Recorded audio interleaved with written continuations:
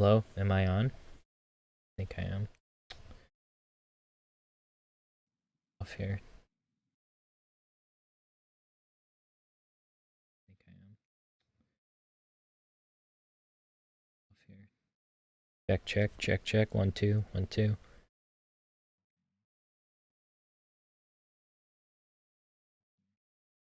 Check, check, check, check. 1, 2, 1, 2. Why? These are things I should have figured out before streaming, but I didn't. Why? These are things I should have figured out before streaming, but I didn't. That's weird. I'm gonna switch to a different mic because this one's giving me issues. That's weird. I'm gonna switch to a different mic because this one's giving me issues.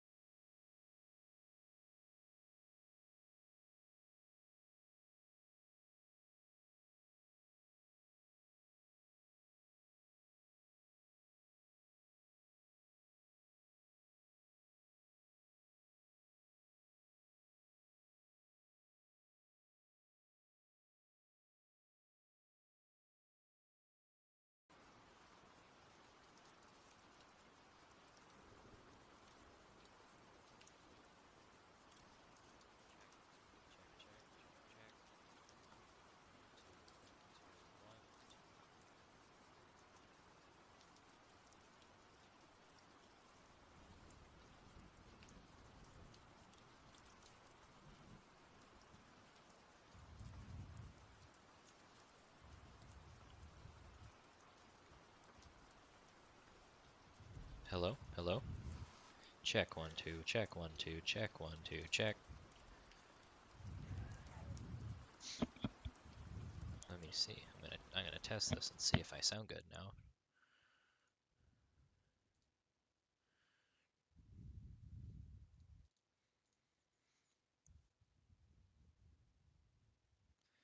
Eleven, 11. 1, 2, 3. Monkey see, monkey do.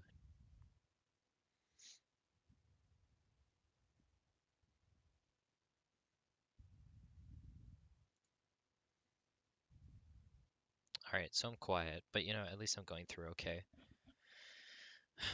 Uh, I don't think anyone's gonna watch this stream. No one's here yet. Oh, my thing's still on. Okay. Jurassic World Dominion. Now, I would like to preface this by saying that, well, I guess, okay. There are there are people out there. There are thousands and thousands and thousands of people out there that despise everything, like everything's after Jurassic Park. There are people that think there's never been a good Jurassic movie since Jurassic Park. Um, like tons of people. Well, I think everyone I don't think I've ever seen anyone disagree that Jurassic Park is the best out of all of them, like the original. Um, but then there are some people who, well, like once you go from there, there's no list really. There's no like set sort of which one's good, which one's bad type deal. And a lot of people, especially, hate these new Jurassic World movies. Um, and in my opinion, for not very good reasons. Can I make my mic louder? Check, check, check, check. Am I getting louder? Monkey 1, Monkey 2. I don't think it's getting any louder. Um,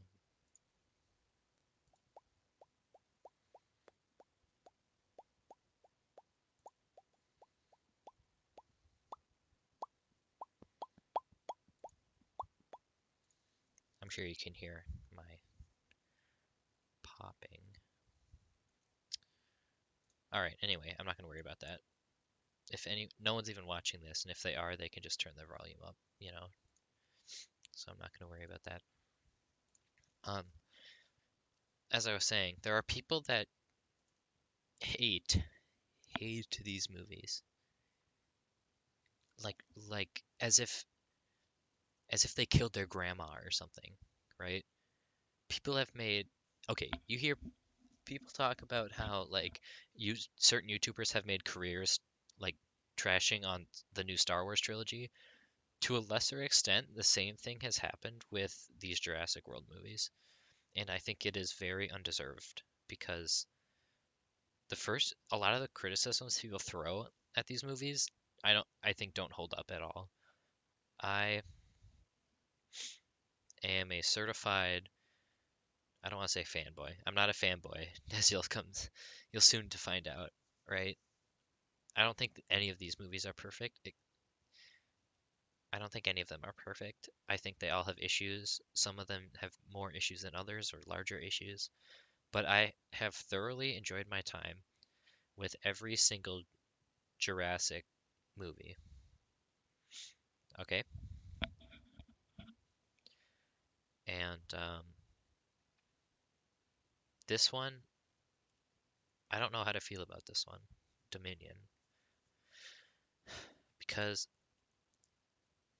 I think, like, at best, Dominion is mediocre. And at worst, it's the worst movie in the whole franchise. And this is really like it like hurts to say. This is so pathetic, but it hurts to say because Jur these Jurassic movies have like literally changed my life. That sounds so pathetic and so sad, but these movies have changed my life in a multitude of ways. Like they got me into filmmaking. Like the reason I'm going to film school. Well, I'm not in film school yet, but the reason I'm getting a film degree is because of these Jurassic Park movies. Um, and it's one of the reasons I'm sure that I've stayed like interested in dinosaurs and paleontology, I'm sure has something to do with these Jurassic Park movies. They didn't start my love for dinosaurs. I can't remember it. I cannot remember a time in my life when I wasn't obsessed with dinosaurs. Like I think I just came out of the womb obsessed with dinosaurs. But Jurassic Park was I don't it like grew my obsession. I already my like, I was at 100% obsession, and then I watched Jurassic Park in the Lost World when I was like 4 years old, and it was like it went from 100 to like 200% obsession with dinosaurs. And most people outgrow. Unfortunately, this is why dinosaurs are kind of viewed as like a little kid thing, unfortunately, but most people stop liking dinosaurs once they turn like 10. But there's a couple of us, a couple of us enlightened individuals, if you will, that never stopped loving dinosaurs. And that's who these movies should be for, these Jurassic movies. I think the fact that Jurassic World became like the sixth highest grossing movie of all time, I think is a crazy, crazy fluke. Because these movies are made for people like me, people who have such a deep and and like it's so hard to explain, but such a deep love for all things dinosaur that you will like that you will look past anything, right? The Jurassic World movies, the dinosaurs are not accurate. They're not scientifically accurate for the most part. The T-Rex actually mostly holds up since since the first movie. The T-Rex looks decent, right? But most of the other dinosaurs not very accurate anymore, or maybe possibly, such as in the case of Velociraptor, weren't even very accurate in 1993. But there are people like me that look past that.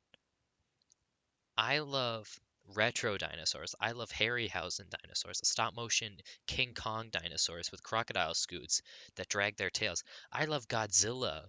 I love kaiju. That those all came, that like branched off of dinosaur obsession, in like the early 1900s.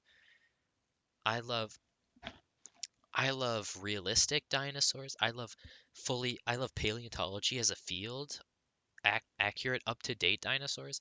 I love Jurassic Park dinosaurs. I love every iteration of dinosaur. I love theropods. That's the meat-eating dinosaurs. I love meat-eating dinosaurs. I like plant-eating dinosaurs. I like insectivorous dinosaurs or like piscivorous dinosaurs. Actually, my favorite dinosaurs are piscivorous. Spinosaurus. The Spinosaurus family is my favorite, but like everything. Sauraskia to Orniskia. I love everything about dinosaurs. And because of that reason, I cannot dislike a Jurassic World movie. I don't think I have it in me. I don't think I could ever give one of these Jurassic movies, no matter how bad they get, lower than a 50%. Because I think it's built into me. Like there's a limiter. There's a limiter inside of me that will not let me do it.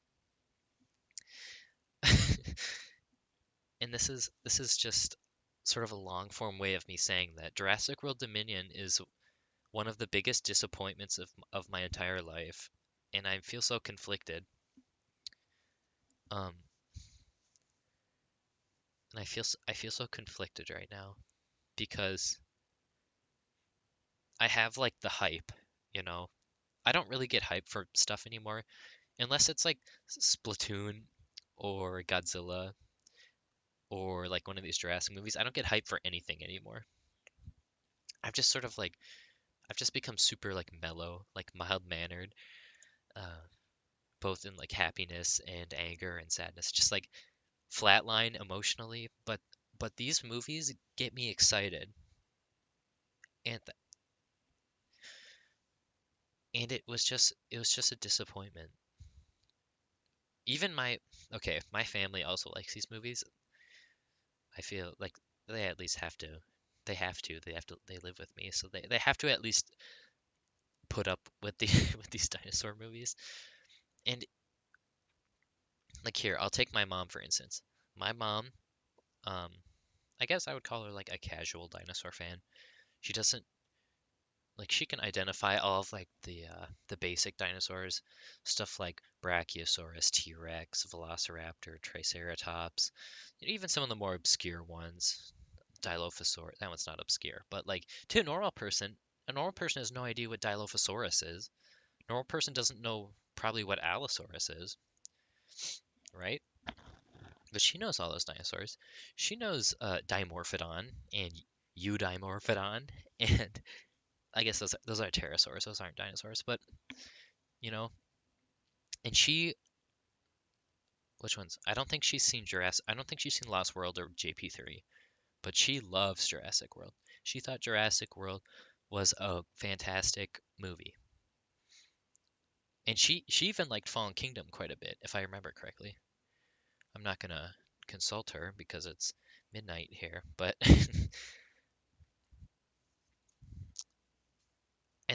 but when we came out of this movie, the first thing everyone said was like some iteration of that was disappointing. And that's how I feel. But it's like deep down in my core. Like I have to stop saying like so much. I've become the thing I've hated the most, but it's hard to explain. It's hard to to discuss. Um, yeah. Um, the movie is a disappointment, and it really hurts me to say that. And I've seen the movie twice now because I went to see it again, and I wouldn't really be able to do that if it wasn't for my lovely girlfriend who who is the manager of the movie theater and let me and my family, along with her, of course, um, go see Jurassic World after hours at the theater to, in a theater all to ourselves, and it was a wonderful experience, and really cannot thank her enough. And I also get into movies for free for that reason. And like I said, I cannot thank her enough for this experience and for also putting up with not only this ridiculous, mediocre at best dinosaur movie. She doesn't like dinosaurs, by the way. She thinks dinosaurs are lame. I'm drinking water. Drinking water out of my new Jurassic World cup that I bought at the theater.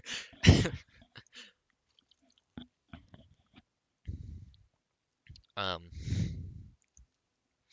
yeah, so I do have to, I guess, give a shout out to her because I would not be able to go to the movie theater like I do right now without being in this lucky position. Um, my Spinosaurus fell off the shelf. What the heck? Oh, at least I didn't damage it. Oh, we'll talk about Spinosaurus. Oh boy, will we talk about Spinosaurus. Anyway, back on topic here. Um, a lot of people for a long time, I'm all over the place. I apologize, but I'm just nut. I'm all over. A lot of people since 2015 when Jurassic World came out have been like destroying Jurassic, like the franchise. Um, they've been calling it stupid. They've been calling it brainless, soulless.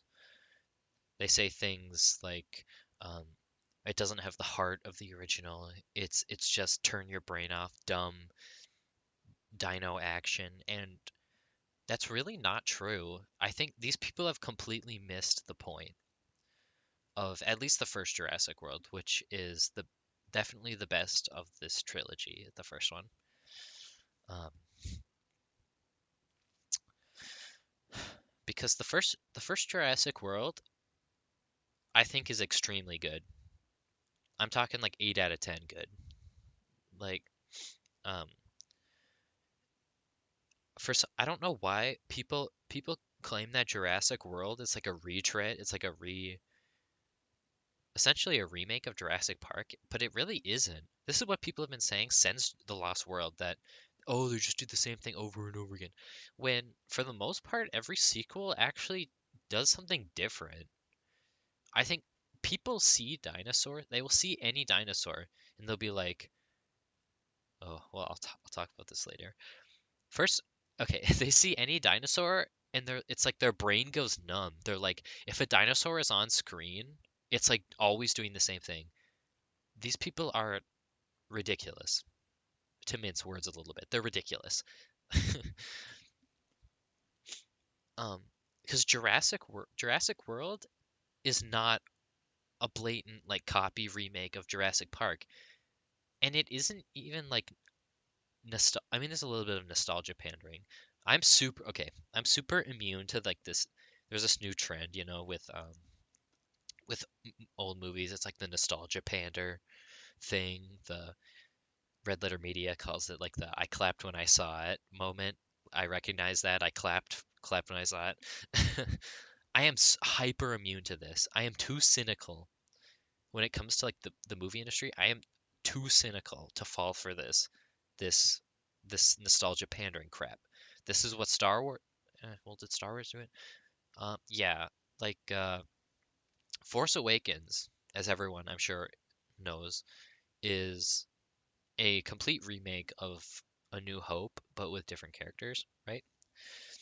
And I like The Force Awakens too. That's not a great movie, but it's a good start to a trilogy, right? It's the other two movies that kind of fall off a cliff. And the same can be said about the Jurassic World trilogy, although to a lesser extent, because I think these, despite what like Rotten Tomatoes will tell you, I do think these Jurassic World movies overall have are are better than the Star Wars trilogy, the new Disney Star Wars trilogy. Um, wait, where was I? Oh yeah, Force Awakens is like a blatant remake of A New Hope, basically, with different names and stuff. Jurassic World is not that to Jurassic Park. Jurassic World is like a parody of Jurassic Park almost, or like a parody of itself. And this is what seemingly everybody missed. There's like 10 people online, myself included, that are like, you guys are missing the whole point here. Jurassic World is one of the most self-aware movies I've ever seen. It's an entire movie about how um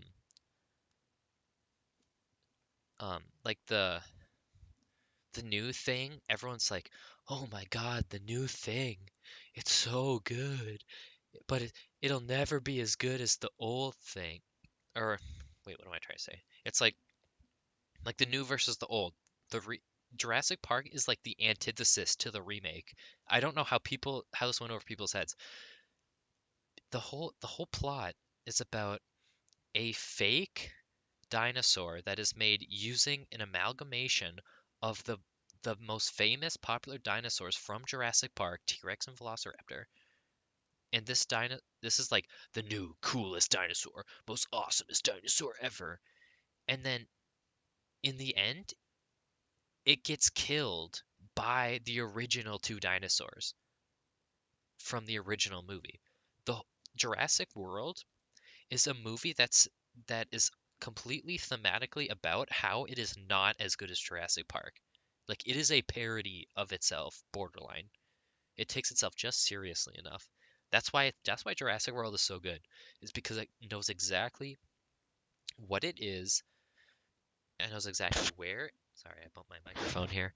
It knows exactly where it fits, like into this franchise, and it's like I don't. It's not even subtle. I don't know how people didn't get it. People are like, "Oh my God, it's this is such a dumb movie." Ooh, ooh, ooh, ooh, ooh." It's like, bruh. I'm sorry, but bruh, is this? Are we? It's just crazy to me because the whole movie is is like parodying. It's like parody, basically. That's the theme of Jurassic World. Is is the remake? No matter, it's like the remake will never be as good as the original, right? And and it's a really great movie. It's a really great movie. It's not it is not a copy of Jurassic Park. The plot is not even that similar. People think, "Oh my God, an amusement park and the dinosaurs break out and eat people," as if that was the only plot of Jurassic Park was theme park exists, dinosaurs break out. Like that's what they say. When they criticize Jurassic World for having the same plot, that's what they say. Did the are these am I talking to like beetles here? Like creatures without even full brains? Like just nervous? Like am I Jurassic World is plot-wise not the same as Jurassic Park. Like this is something I want to drill into everyone's head because I hear it repeated constantly. It is not a remake of Jurassic Park. It does not take a dump on the Jurassic Park theme. If any, it actually strengthens the theme of Jurassic Park like tenfold, right? The whole theme of Jurassic Park, you know, man plays God and pays the consequences, right? Like mankind's hubris. What is Jurassic World about? Jurassic World? That's it's like the same idea taken to the extreme, like the logical extreme. Jurassic Park, what happens if we resurrect an ancient species? and throw it into a world, um, and just like throw it into the modern world, what happens, right? What happens when man plays God? Jurassic World is we've resurrected the species, we've thrown them into the world. Now let's mess with let's mess with the species. It's like the same theme as Jurassic Park, pushed to the logical conclusion. And the fact that people didn't see that astonishes me. And I watched a review today for Jurassic World Dominion. It was by Angry Joe, and I'm gonna put this right off the bat. I like Angry Joe. I'm subscribed to Angry Joe. I like his channel. I think he does really good video game reviews, but I think he is a horrible film critic. Horrible might be pushing, but I think he's a bad film critic. I think he needs to. Um, I think his knowledge of film is very lacking. If you recall, Angry Joe is also the man who gave a very positive review to Suicide Squad in 2016. I'm just going to say that, preface that. Not to say he should be completely discredited as a film critic because of one opinion, but we're talking about Suicide Squad here.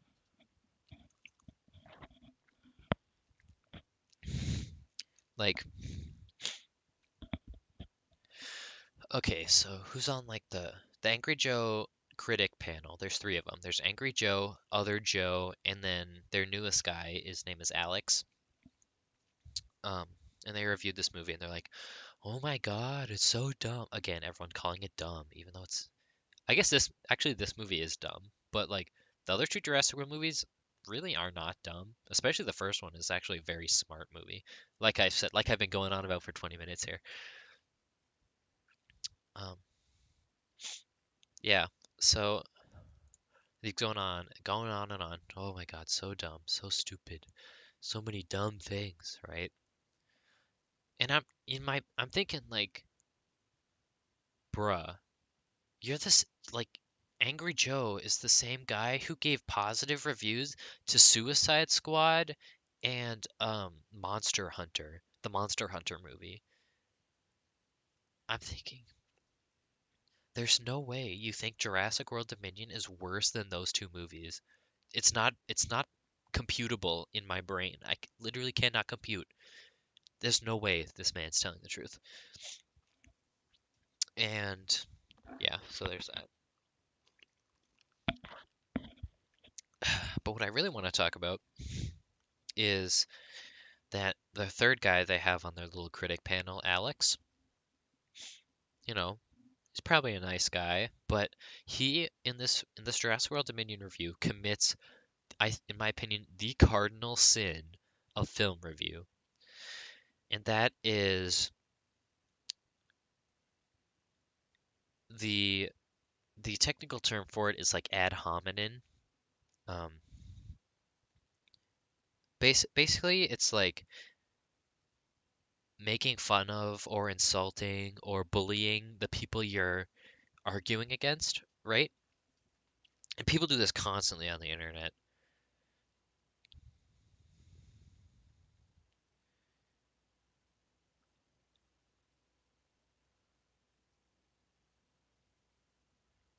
Sorry, I'm reading a message.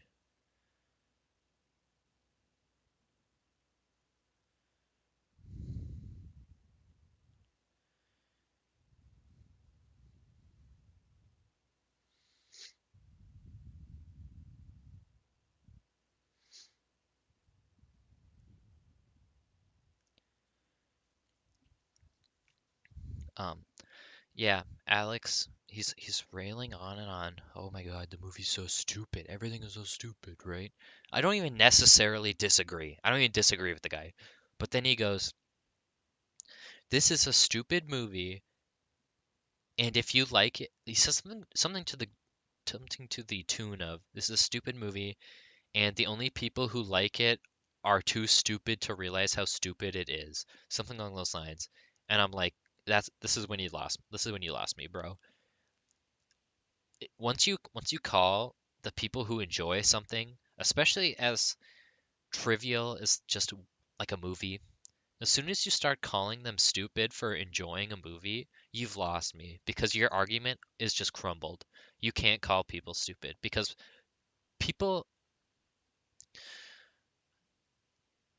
they're not, I don't want to say they're not stupid because truly, people, the vast majority of humanity is entirely illogical, entirely, I don't want to say stupid either, but like myself included, the majority of humans are, I would argue, unintelligent. Like not very smart people. Again, myself included. Hence why I enjoy I enjoy Jurassic World Dominion, according to Alex of Angry Joe.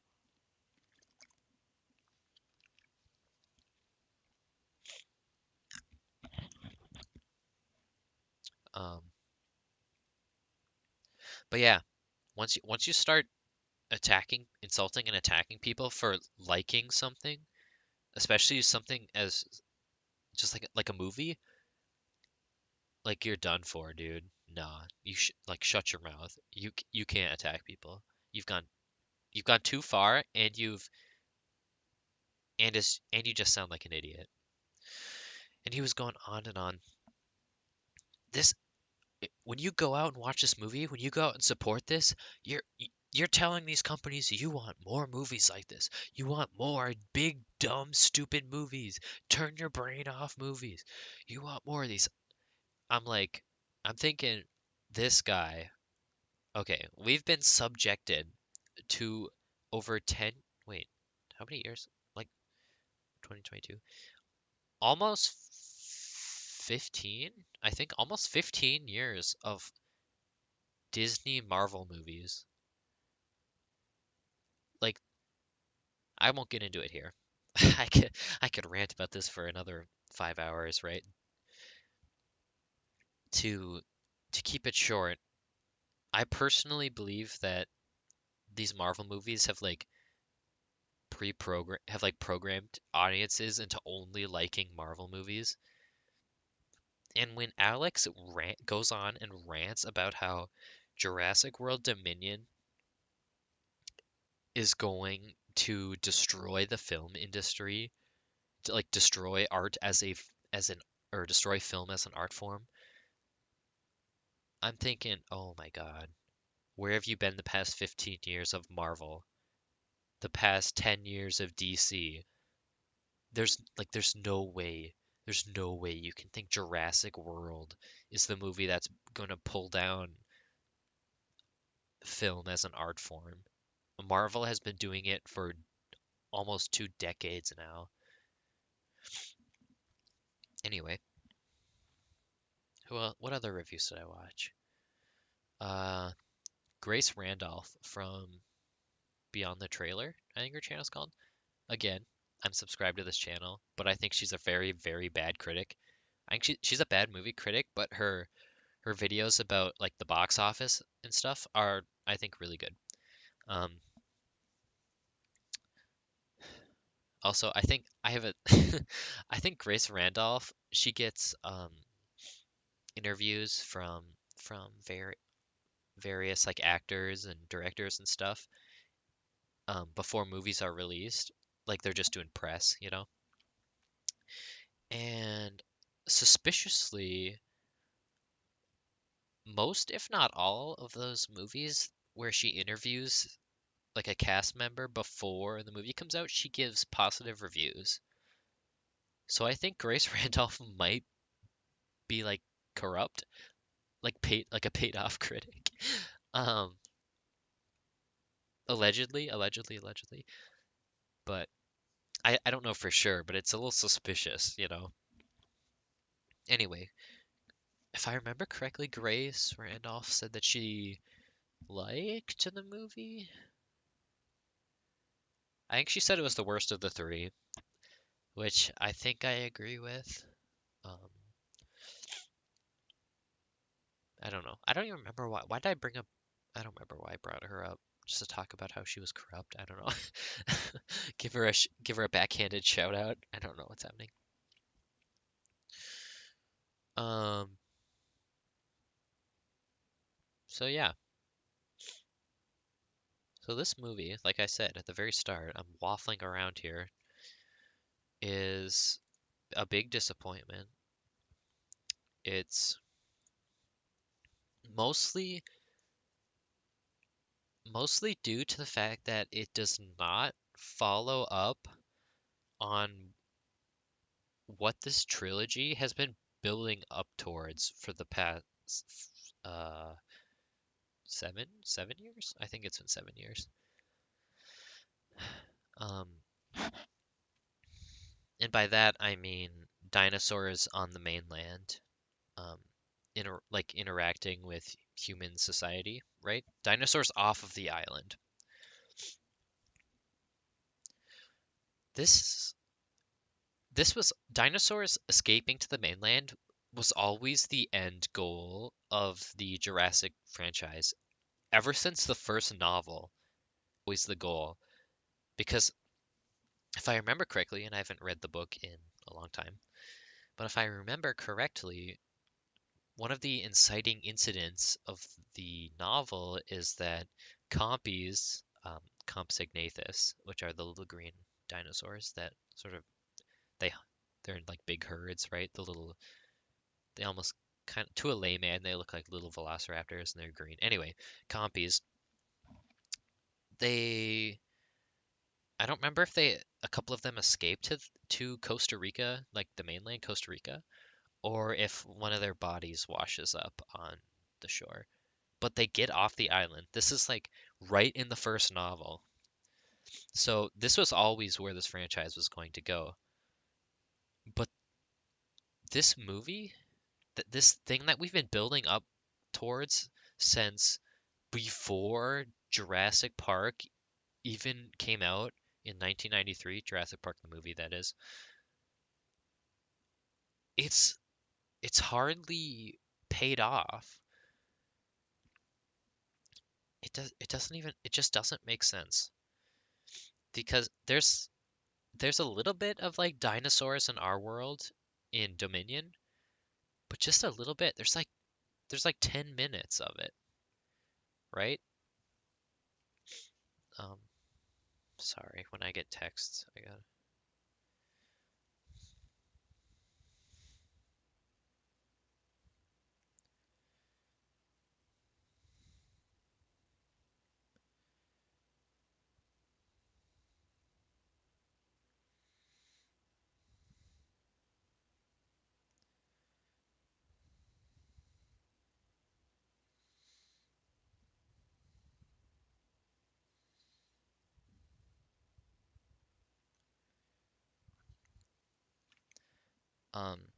yeah.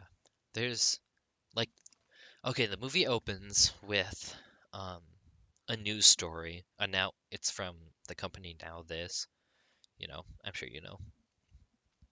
They're talking about basically a recap of the whole trilogy up to that point, how Jurassic World fell and how the dinosaurs were transported to the Lockwood Manor and how they broke out of the mansion and have spread all over. And all that, it's like, I'm sitting in the theater and I'm thinking, I am ready. I am ready for this. My, I've waited my whole life to see this, right? I've waited my whole life for dinosaurs to come to the mainland and take over the world, right? Dinosaurs inherit the earth. Um, you know, Ian Malcolm squabble, whatever. You know what I'm trying to say. And in that news scene, the scene right after deals with it because it's Claire and why do I not remember those? Claire and her two like assistants at the dinosaur protection group. I don't remember their names. Um,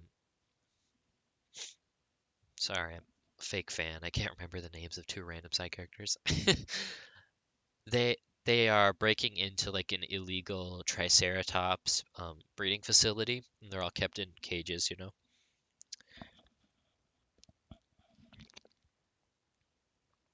Sorry, I'm drinking. I have a big ice cube in my mouth.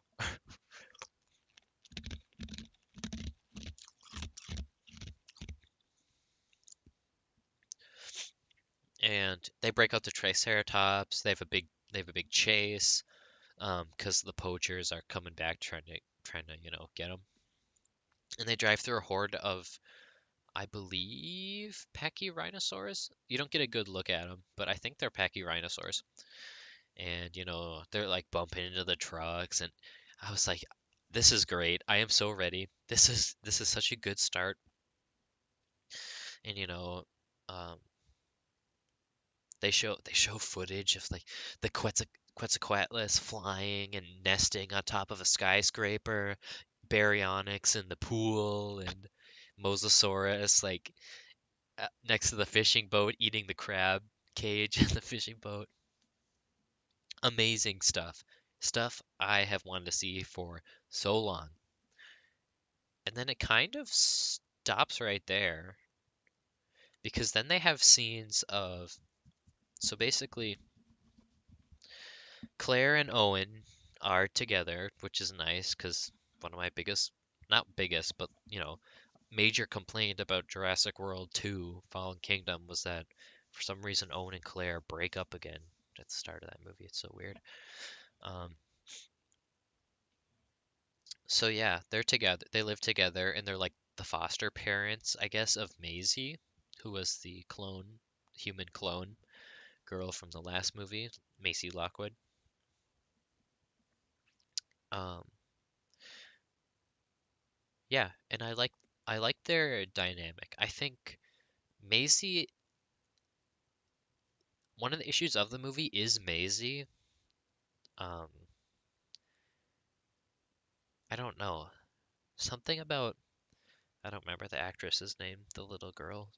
I say little girl. She's like maybe 4 years younger than me. Um, so she's not little. She's like a teenager, but I don't want to say that she's a bad actress because I don't think she is. I think I and this is one of the leading problems with the movie is that the dialogue is whack. Like truly whack. And I think hers suffers the most because she says things in this movie and it's whack. I don't want It's not cringe. There's one part that's cringe, but that's like way at the climax. It's just weird. Something about it is weird. I think it's also the way she acts with her face. She's this really huge, like really round eyes. I feel like I'm bullying her. I like her. She's a good actress, but when she says certain lines and she moves like her eyes and her eyebrows, something about it, it's like uncanny. I don't know. I feel like I'm bullying her. I don't want to bully her. She did a good job with what she was given, but the dialogue is so weird sometimes that I don't, I think she did the best job she could. God, some of it's so weird. Some of it's so bad. She's so she's like, she's 14 in the movie. She's going through her like moody teenage phase, which I'm sure for her is much worse because, she's not like a 100% legit human. Like she's a human. She's a human genome and everything, but she was not like natural. Or is she? She's kind of natural. She's kind of natural, as we find out later.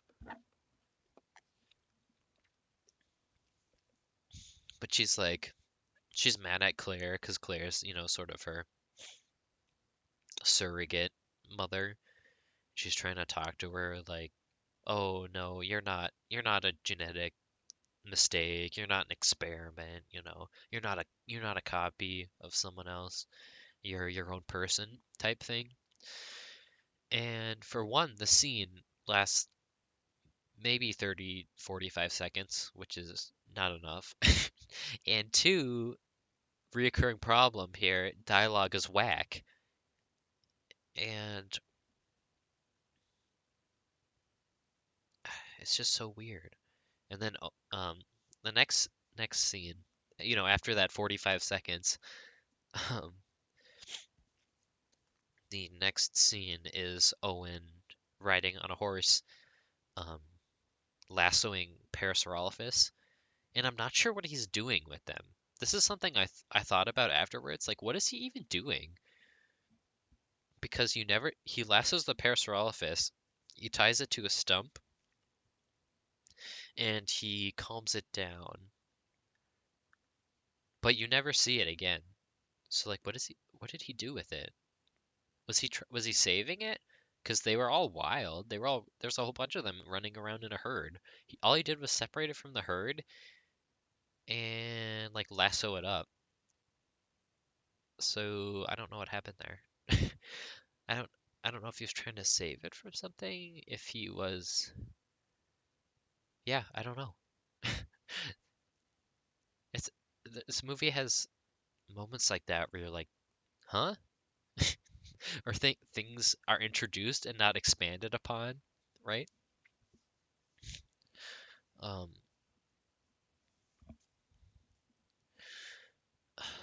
um, yeah. And what's our next scene? Basically, there's two plot lines basically going on. There's the one with Owen, Claire, and Maisie, um, where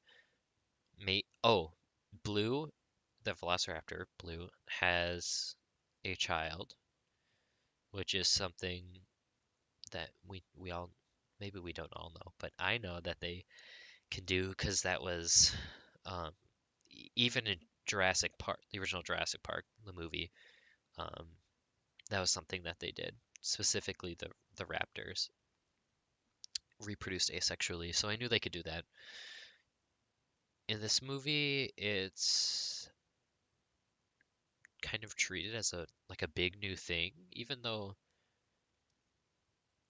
that's like the whole point of Jurassic Park 1 is that you thought you could control them, but you couldn't because they started breeding on their own. That's like the whole the whole plot right there, the whole theme. So that's kind of weird. Um, and the baby is called Beta. And this is when I noticed the first thing that's like, wait a minute, what's this? The special effects in this movie, like the CG effects, look kind of bad. They look worse than Fallen Kingdom by a lot. They look worse than Jurassic World special effects by a lot. And especially on the two raptors, Baby, I gotta stop calling her Baby Blue. Her name's Beta. Um, Beta looks really bad throughout the entire movie. Her her movements are bizarrely fast. It's like she's animated in stop motion, and they took out a whole bunch of like like the in between frames between steps when she walks. It's like they took out like 3 to 5 frames at various points during the walk cycle because it looks super weird. It looks super choppy and stiff. Um, and I noticed it right away. I was like, what is going on? Why does it look like that? And Blue looks like that too, albeit to a lesser degree. Um, but yeah, the CGI in this movie is definitely worse than than the other two, especially Fallen Kingdom. Fallen Kingdom is a bloody good looking movie. Um, and I just don't know what happened there. Although the this movie is the first one to reintroduce substantially, I guess, reintroduce the practical animatronic effects, and I think all of those, for the most part, look pretty good. Um, I'll talk about it. There's one standout dinosaur. I guess it's not technically. I'll spoil it. It's Lystrosaurus. When they're in Malta, the Lystrosaurus is maybe my favorite. My favorite scene in the whole movie is the Malta, like the when it turns into a spy thriller all of a sudden. Super weird, but it's really well done. It's bizarrely well done compared to the rest of the movie, and it makes me wonder like what was going on there. Anyway, Lystrosaurus, which is a little I don't remember what I want to say Permian. like Permian, early Triassic, some one of those eras, basically before dinosaurs sort of took over the ecosystem. Um, it's sort of a I think they're not quite called this anymore, but mammal-like reptiles is what they were known as for a long time because they were the group that eventually evolved into mammals. They split off between like Archosaurs, that's dinosaurs, birds, and crocodiles, and then there's the one I don't remember the name. Um, but they evolved sort of mammal-like traits, and they eventually became the mammals we have today, and gave rise to humanity and people like me to talk about Jurassic World on the internet. Um, anyway, Lystrosaurus, this little, it's like the size of a small dog, like a Chihuahua. Okay, first of all, super funny. It's okay, it's adorable. It's really cute. It's a practical animatronic and it looks good. It's a good-looking practical robot. And third of all, it's hilarious. It's like the trifecta right there. Lystrosaurus is the best part of this entire movie, I think. I mean, when Lystrosaurus was on when Lystrosaurus was on screen, even my girlfriend, who doesn't like dinosaurs, doesn't like Jurassic Park, and doesn't care about science, started laughing. Like a real genuine, like not like a this is ironically funny because it's so bad way, like a real genuine laugh. Because it was funny and it was cute and it was well done. Lystrosaurus is the greatest thing in this film, and I cannot thank him enough. Thank you, Lystrosaurus, for everything you've done. You have saved me. You have given me a glimmer of hope in these dark days. This this is a dark time to be a Jurassic Park fan, but Lystrosaurus has given me hope. He's my North Star, and I will follow him far. Anyway, that was a tangent about like 10 seconds worth of movie there, but I love Lystrosaurus. Um, I have a little Lystrosaurus toy. Thank God they made toys. Thank God they made toys of him because I bought it before I went to see the movie, and I definitely do not regret my decision because he is amazing. Where was I? Oh yeah, the CGI looks bad on everything. CGI looks really bad, and it's weird because in the trailer the CGI looked good. Although maybe it was like, oh, speaking of the trailer, the main shot in the trailer is the T-Rex at the drive-in theater. Um, that is not in the movie. And this is another big issue. Jurassic World Dominion was originally supposed to be two movies. Most people do not know this, but Jurassic World Dominion was supposed to be a two-parter. And it should have stayed a two-parter because condensing this all down into one movie, I think, is what made this so, I don't want to say so bad because it's not so bad. Yeah, we're not talking about, it's not Free Guy, right? Free Guy is truly an awful movie. I don't know how Free Guy has a positive reviews across the board. Astonishes me. Like, how can you think Jurassic World Dominion is a worse movie than Free Guy? Anyway,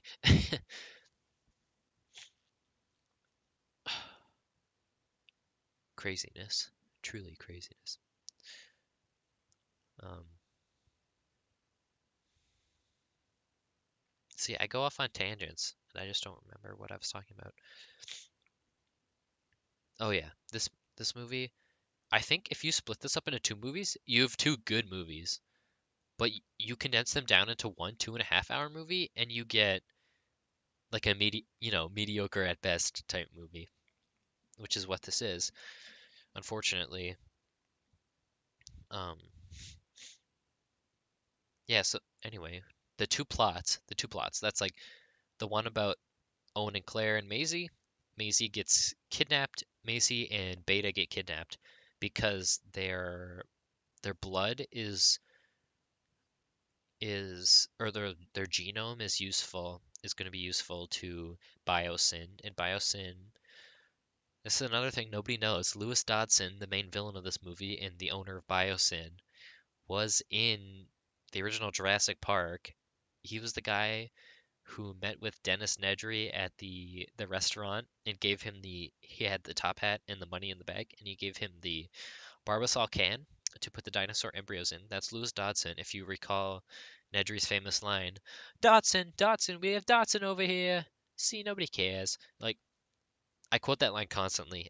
Me and my brother constantly say this, and I don't even think he realized that that was the same guy. It's super weird. They don't really draw attention to it.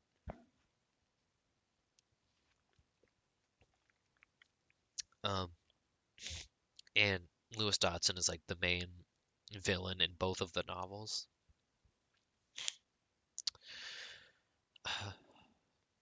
I actually like Lewis Dodson in this movie. I don't know who played him, but I think he did a really good job as like the sort of quiet tech techie guy. Um, but he strikes the right balance of being reasonable, but also he's not evil. I don't think he's evil. He's just he tried to he got greedy. He tried to further basically he dropped his morals. He was a quiet sort of mild-mannered nerdy guy who dropped his morals in favor of profit and yeah, but he's not like an evil guy. He's not like the big game hunter guy from Fallen Kingdom. He's not even like Vic Hoskins from Jurassic World level evil. He's like he's like Roland Timbo type villain, right? Like Roland Timbo is sort of the villain of the Lost World, but really he's not. He's just a guy who wants to hunt the T-Rex, you know? That's kind of the vibe I get from Lewis Dodson. And I like it. It's new. That's something that I appreciate about the Jurassic World trilogy. The people who are out there saying that these movies play it safe are out of their mind. These Jurassic World movies are off the walls. These movies are nuts. These movies are crazy. Okay? This is not like imagine Star Wars Last Jedi, right? How everyone it did just a couple of things different and everyone went crazy, right? I'm not defending Last Jedi, by the way. I don't think Last Jedi is a very good movie. I think the things that I do applaud it for trying something different, right? But I think it kind of failed in its execution. I think it had good ideas and failed in its execution. The Jurassic World movies are like The Last Jedi. Like every movie is its own Last Jedi in terms of going in a direction you completely do not expect or is like a completely unsafe direction, but it doesn't get the same sort of like backlash. It's bizarre. Um, I mean, the plot of Fallen Kingdom is literally that Jurassic Park burns to the ground. Like who in 1993 when they thought, "Oh, I wonder what Jurassic Park sequels are going to be like." No, who thought that? Who thought that they were going to burn the island to the ground? Nobody,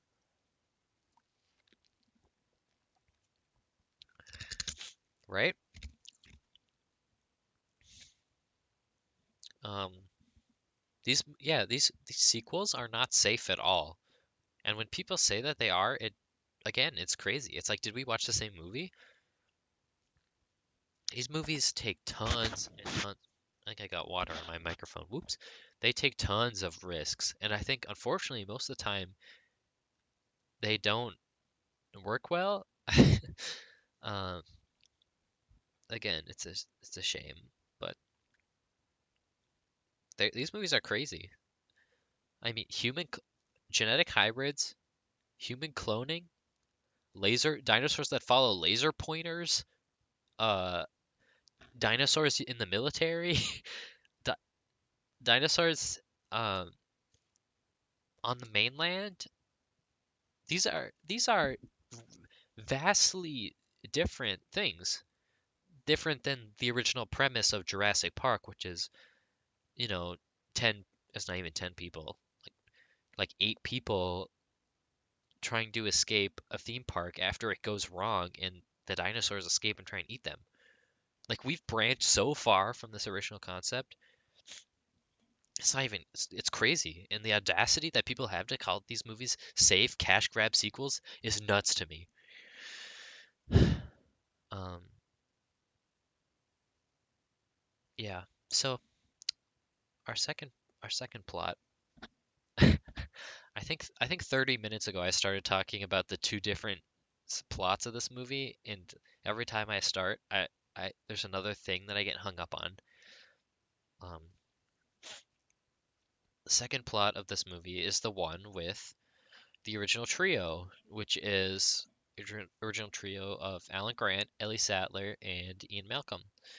And I will say one thing: these three actors do a great job. They slip right back into it. I think they do a wonderful job acting. I don't think they don't seem phony. They don't seem like they're phoning it in or like they're just doing it for a paycheck. They they feel earnest and they feel genuine, and I really appreciate it, especially after Spider-Man No Way Home. There's a mosquito in my room. Sorry, I'm trying to kill it. Spider-Man No Way Home, which is like Tobey Maguire comes in, and I think personally, I think Tobey Maguire is the best version of Spider-Man, but Tobey Maguire in No Way Home feels like he's phoning it in. um, and none of the original trio felt were phoning it in this, and I really appreciate it, and I'm really am glad that they took the material seriously, even if it's not specifically this movie not great material. I really do have to commend them for giving it their all and really staying true to the characters that they set up, 30 years ago.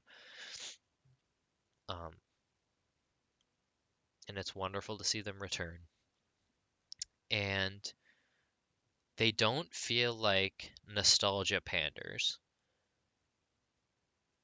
I was talking about sort of how a lot of these movies sort of pander to your nostalgia. When the original trio show back up in this movie, maybe they don't really pander to that. Not really. It doesn't feel like they're trying to tug at your heartstrings. It's just like they're back. Of course they're back.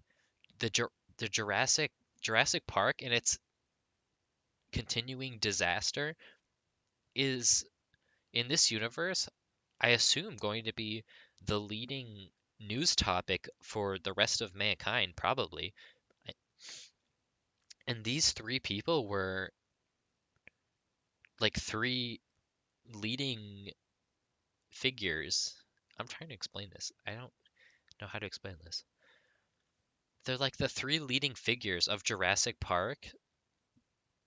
Um,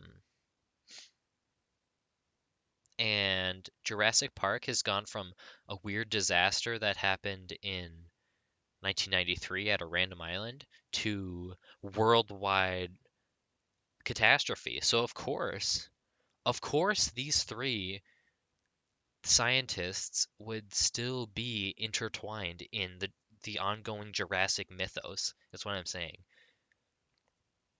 Of course they would be. I mean, Alan Grant, right at the start of this movie, Alan Grant's like, I came out back to this dig site so I could escape all the news. Of course, there would be people. Of course, he would be constantly being interviewed and being, talked about. It makes perfect sense, and I think the fact that they're in this movie is not at all like a cash grab or it doesn't feel like it. I know it's like, they're obviously they're in the movie so that people can be like, "Oh, my favorite actors are back in the movie," but they don't feel like it, is what I'm saying. They don't feel cynical. This movie,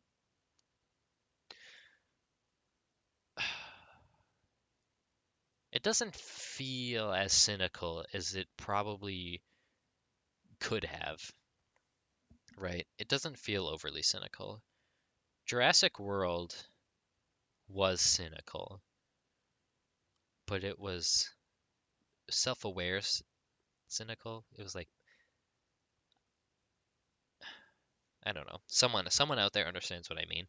When Claire Deering walks out and says, "Verizon Wireless presents the Indominus Rex," and Larry or whatever his name is, in the seat next to her, puts his head in his hands and he's like, "Oh, that's horrible. That's awful." It's that kind of cynical, where it's self-aware and it knows it, and it's like this is the theme of the whole movie type cynical. Um, yeah. What I'm saying, yeah. And their plot, the plot of the original trio is Ian Malcolm works at Biosyn. It's kind of weird because he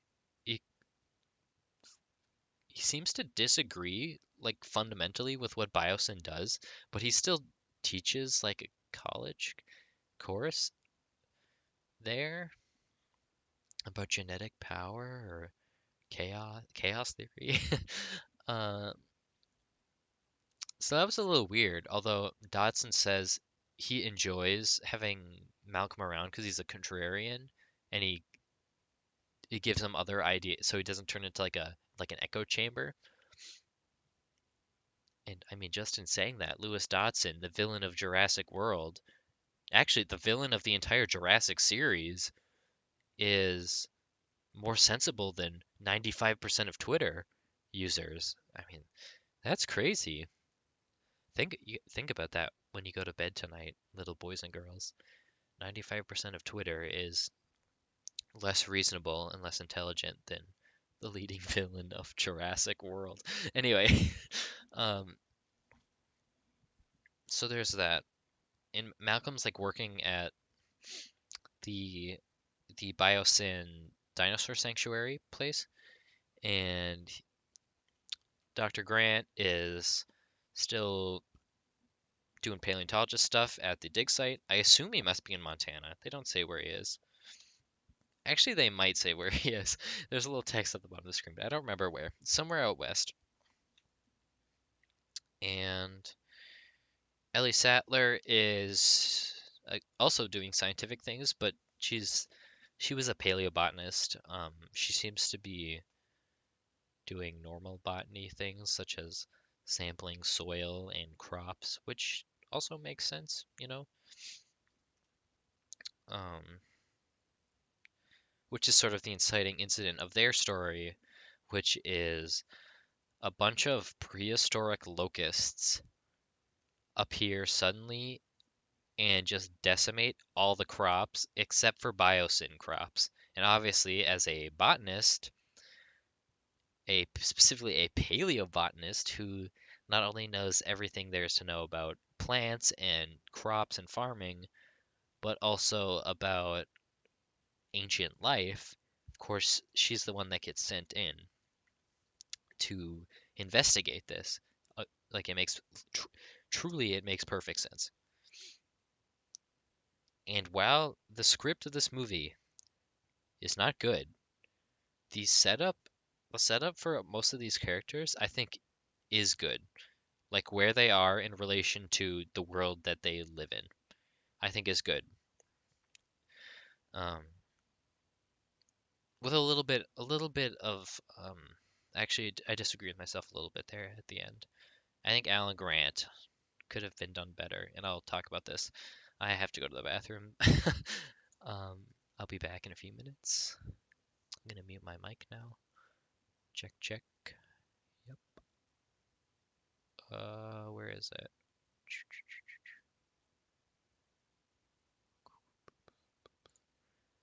Wait, am I going through? Okay, yeah, I am going through. I was worried that I was just talking with no microphone on.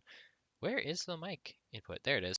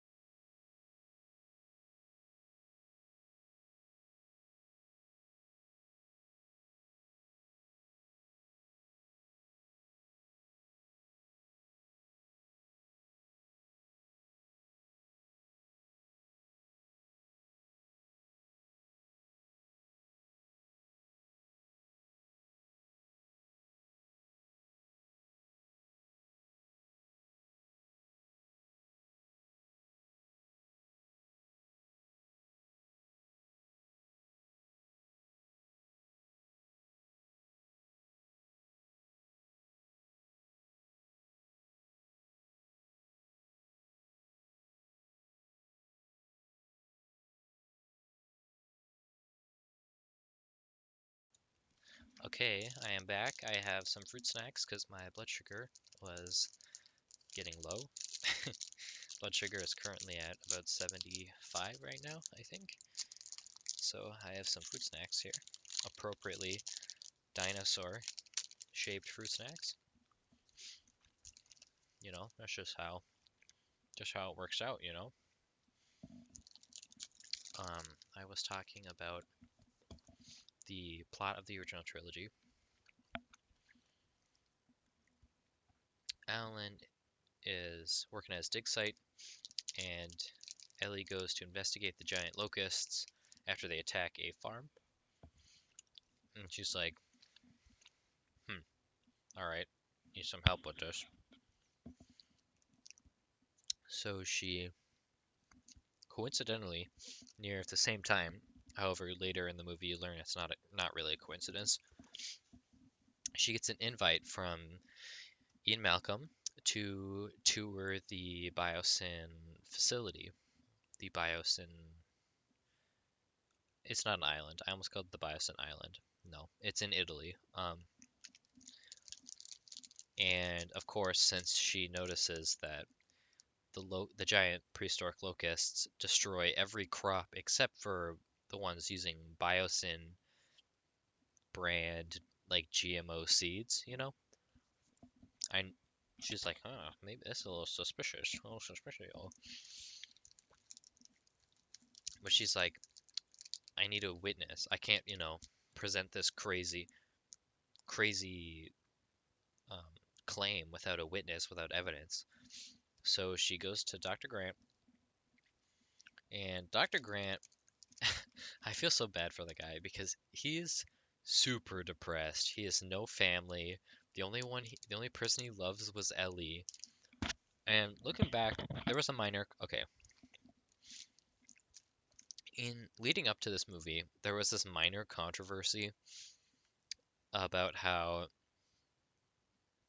Laura Dern, like basically the actors, when Jurassic Park came out in '93, the actors who played um, Dr. Sattler and Dr. Grant, so Laura Dern and Sam Neill, were like 20 years apart in age, but they were romantic.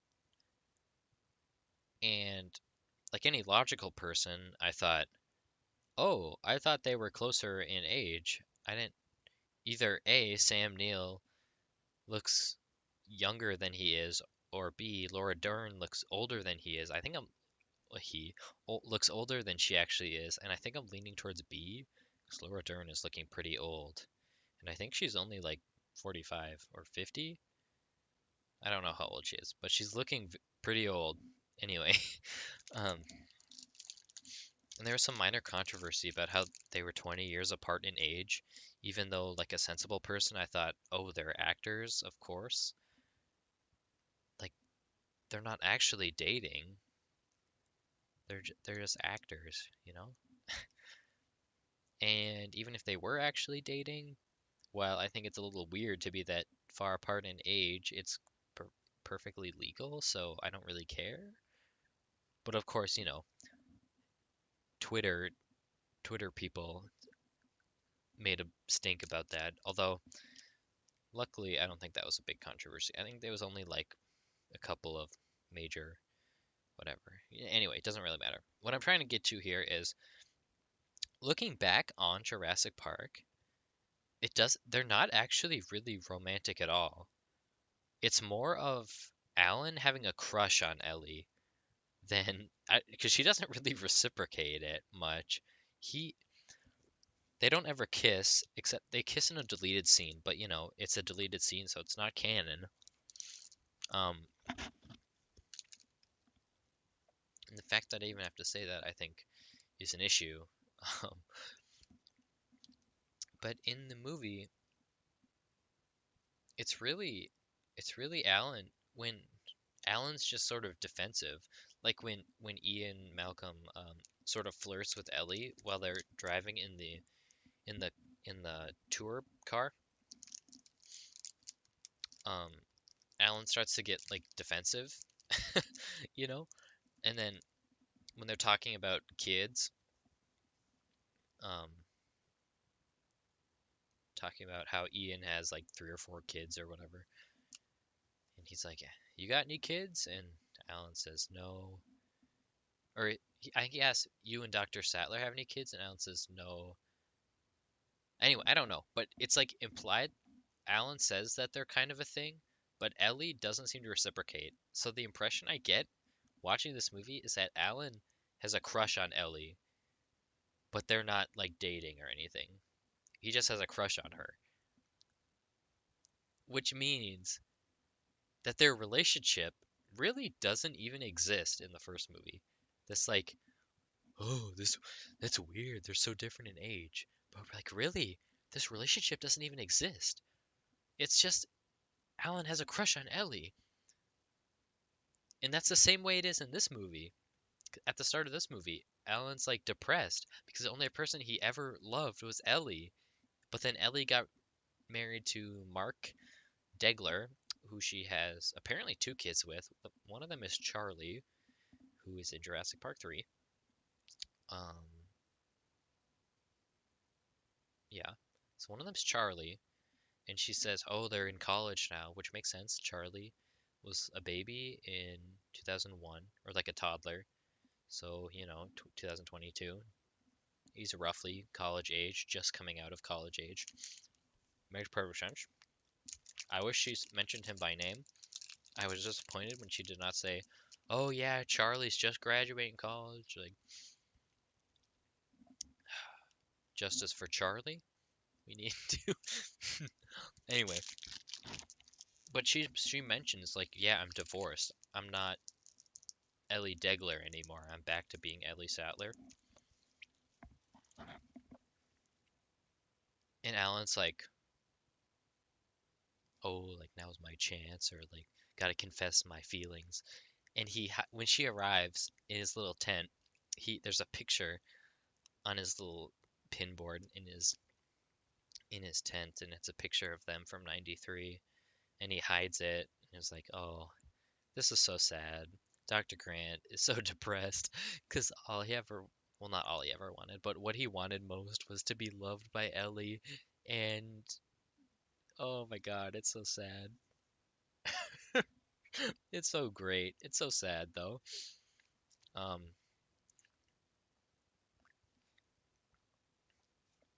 and I like that.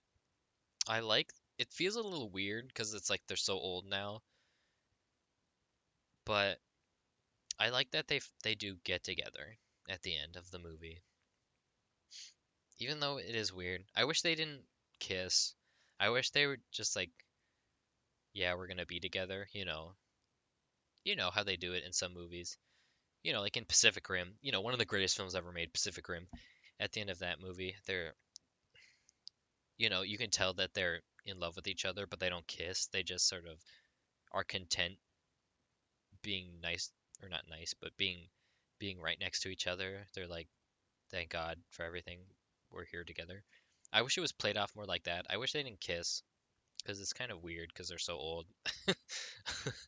This is the same. This is the same problem I had with that movie Queen Bees. Well, people shouldn't date. Um, yeah. Um, so anyway, they get invited by Ian Malcolm to the facility, and she's talking to Ian. She's like, "This could be crazy. This could be crazy. They're eating the crops, the locusts. They're gonna decimate the food chain, right?" And at first, Ian's like, oh well, we've only got however many years on this planet anyway, because of global warming and the dinosaurs running them up. Like, oh well, might as well enjoy our time while we have it. And Ellie's like, "What are you talking about? Like, what's wrong with you?" And this is another sort of spot where the dialogue's kind of clunky.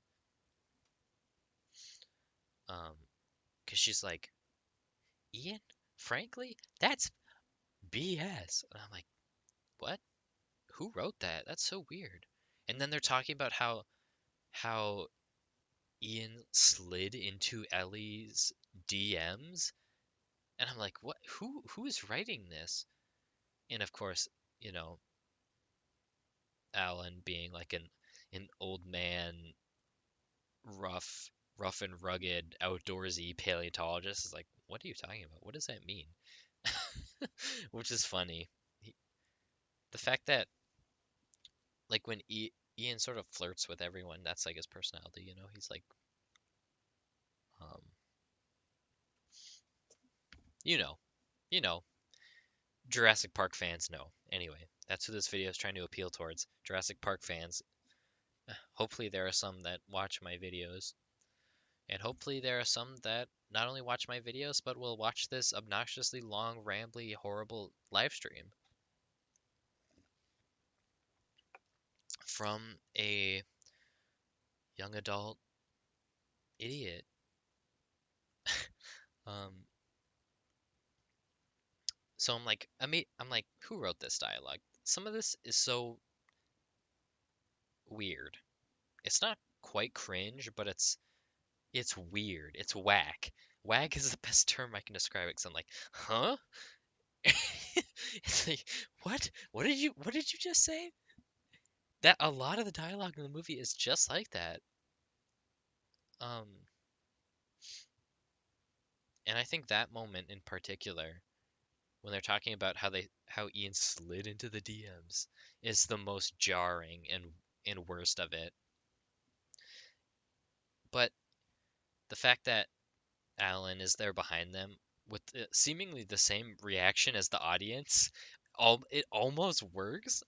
It's like it's like in Lost World when Kelly gymnast kicks the velociraptor through the window and everyone's like, "Oh my god, this is the dumbest scene in the whole movie." But people are forgetting that directly after Ian turns to her and he's like, "So they cut you from the team?" Like people forget that line. That line makes the whole thing, the whole scene in all of its ridiculousness work completely because that line is so funny after being followed up with that. I think in my opinion it works completely because just because he says that. And it almost works in this movie. Almost. Um but yeah, it was so weird. But it almost works, but it's like not quite. Sorry guys, not quite. Um Actually, I'm gonna shut my door because I bet, I think because my aunt is trying to sleep upstairs. She's visiting, and I bet she can hear me. I bet that's why she can't go to sleep. So I'm gonna shut my door.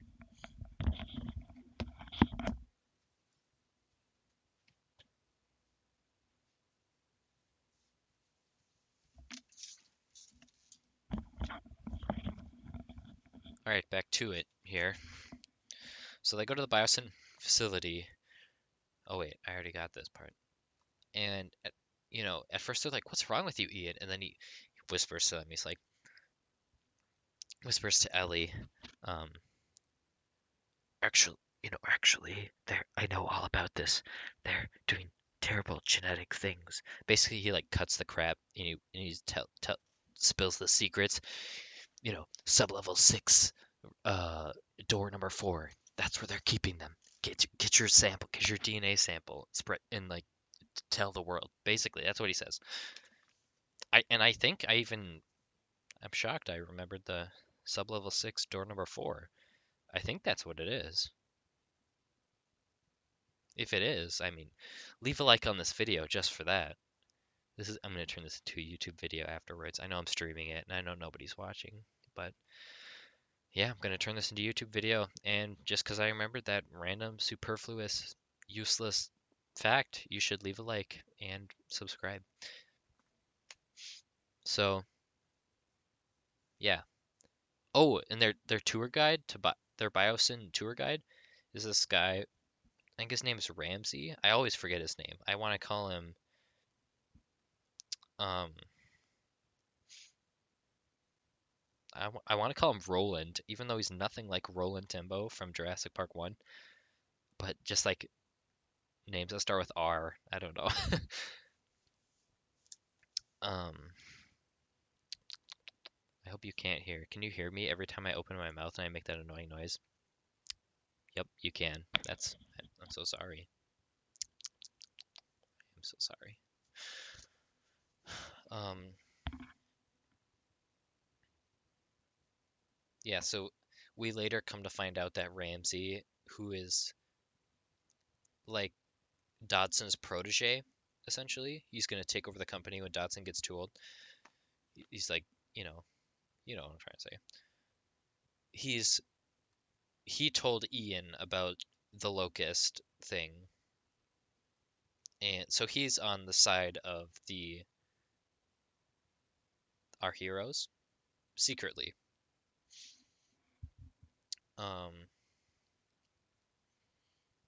and at first, I thought he was gonna double cross them because he leads them down, or he doesn't lead them down.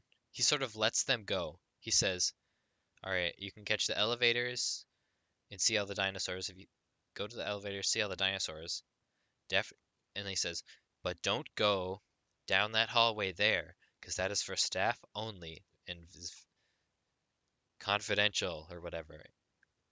And of course, but he knows that they're gonna do that, so he just tells them where it is, under the guise of "don't go down there." He's really inviting them to do just that. Um, so they go down there and they put on their hazmat suits and they enter the locust zone, the locust enclosure, and they pull out a big locust and they start taking the DNA, the blood sample.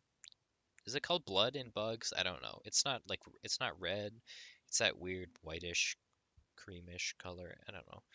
I'm just gonna call it blood. I think that is what they call it. But they're taking the blood sample from the giant locust, and let me tell you, that locust animatronic looks pretty good. It doesn't move very often, but it looks good. I think it looks good.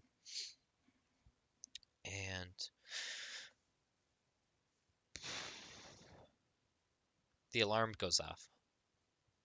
The alarm goes off, and all the other locusts go from like chill mode to agitated mode, and they start not really. They don't attack Ellie and Alan, but they swarm them, because they're agitated. Um, and the reason the alarm went off is because Maisie has been kidnapped. Maisie Lockwood and Beta were kidnapped by poachers who were hired by Biosyn because Maisie Lockwood's like the most famous important person in the world right now because she's the one that let the dinosaurs out um, of Lockwood Manor, and she's in this universe the first human clone.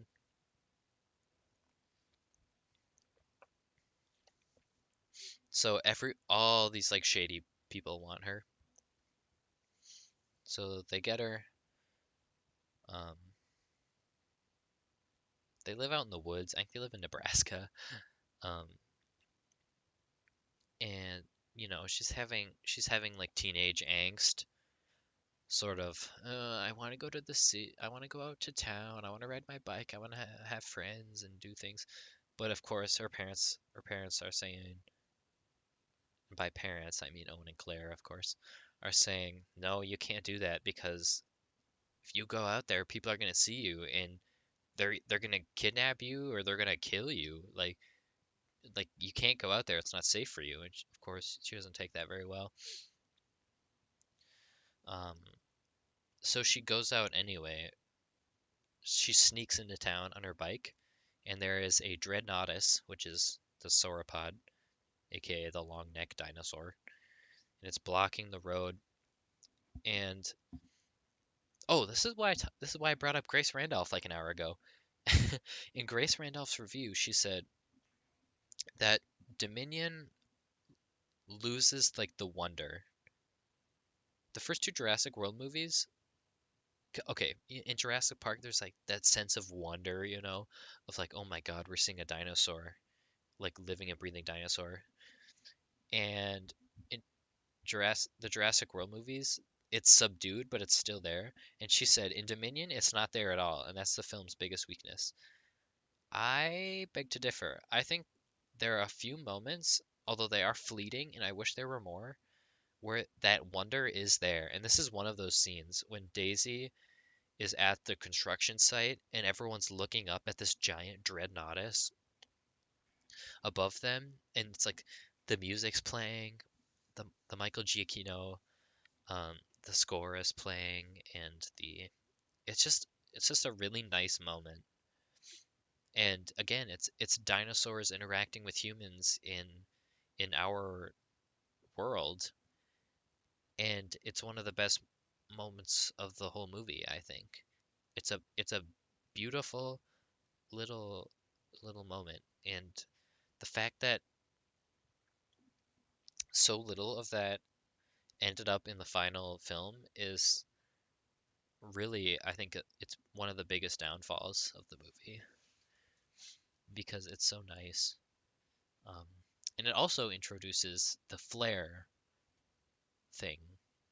So if you recall, I assume you do, because it's one of the most famous scene in Jurassic Park when the T-Rex attacks the vehicles and Alan pulls out the flare to get its attention, waves it around and it follows the flare. In this movie, I don't know if I want to call it a retcon, but it's apparently that flare trick works for everything, like any dinosaur, not just the T-Rex. I always assumed that it worked for the T-Rex because it was like hot and moving. So the T-Rex being a reptile. Okay, paleo dudes, don't jump down my throat because I called T-Rex a reptile. Okay, I know that T-Rex was not really a reptile. It was more of like a bird. It was that transitionary species. I understand. I understand better than just about everyone else I know. Well, I do understand better than everyone else I know. I understand just about better than everyone else on the planet, except for a couple thousand of us little dinosaur people. So don't kill me when I call T-Rex a reptile and I say that in the first movie it's implied that the T-Rex likes the flare because it's warm, because it's a reptile and it likes warmth. Okay, that's what I'm trying to say here. That's what I'm getting at. It's that in combination with the fact that it's like bright and flashing and it's like he's waving it around so it's moving. That's why I assume it attracts the T-Rex because its vision is based on sight. Or wow, that sounded remarkably stupid. Vision is based on sight. Wow, what a thought there. It's because its vision is based on movement. Um, but in this movie, apparently it just works for all the dinosaurs because it happens constantly. Well, it doesn't happen constantly, but it happens enough times where I was like, what's going on? Why are they using flare so much? And the first time they use it is in the Dreadnoughtus scene at the construction site. Because Maisie tells the construction guy the way you get the Dreadnoughtus out of your sight is light a flare and have it follow you, and it works. Um, and that was weird because I thought that was a thing that only worked for T-Rex, but apparently works for everything, which I don't really like that because it makes the dinosaurs less unique.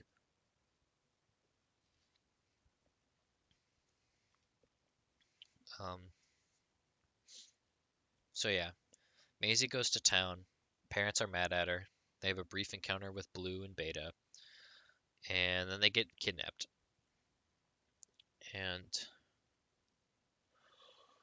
kidnapped by the poachers who are in cahoots with Biosyn, and they take them to Malta. And I have no idea where Malta is. I assume it must be somewhere in Europe. I have literally never heard of this country before. So I have no clue. Anything about Malta, I don't know. But what I do know is that the Malta scene is by far the greatest scene in the whole movie. It's a couple of scenes actually, but everything that takes place in Malta is the greatest part of this movie, bar none. I'm talking like This is good stuff. This is really good stuff. This is stuff that was get me giddy, excited. This is grand, grand uh, goodness here. Um, so they're at Malta, and this is where we're introduced to Kayla, who is the pilot lady, and her personality is basically I'm the cool lady who flies the plane, and I like her. She's not a complicated character. She's not a deep character. She's just a cool character. And rule of cool, right? Not every character has to be super deep. A side character like Kayla doesn't have to be super deep. I like her. She's cool. She's like a foil, not a foil. No, the foil to Chris Pratt is why do I call him Chris Pratt? The foil to Owen is Claire, which is why they make such a good couple, I think. um, no, she's like a girl version of Owen almost, except she's a little more charismatic. I don't know. I wish Chris Pratt was given more to do in these movies. Not like more physically to do, but more emotionally to do because he's kind of sort of stoic throughout the whole trilogy. I wish he had more personality. Um, because Kayla has a little bit more personality, I think, um, in certain aspects. She's more sort of lighthearted and funny than he is. So she's transporting the beta. This is another part that I was confused about.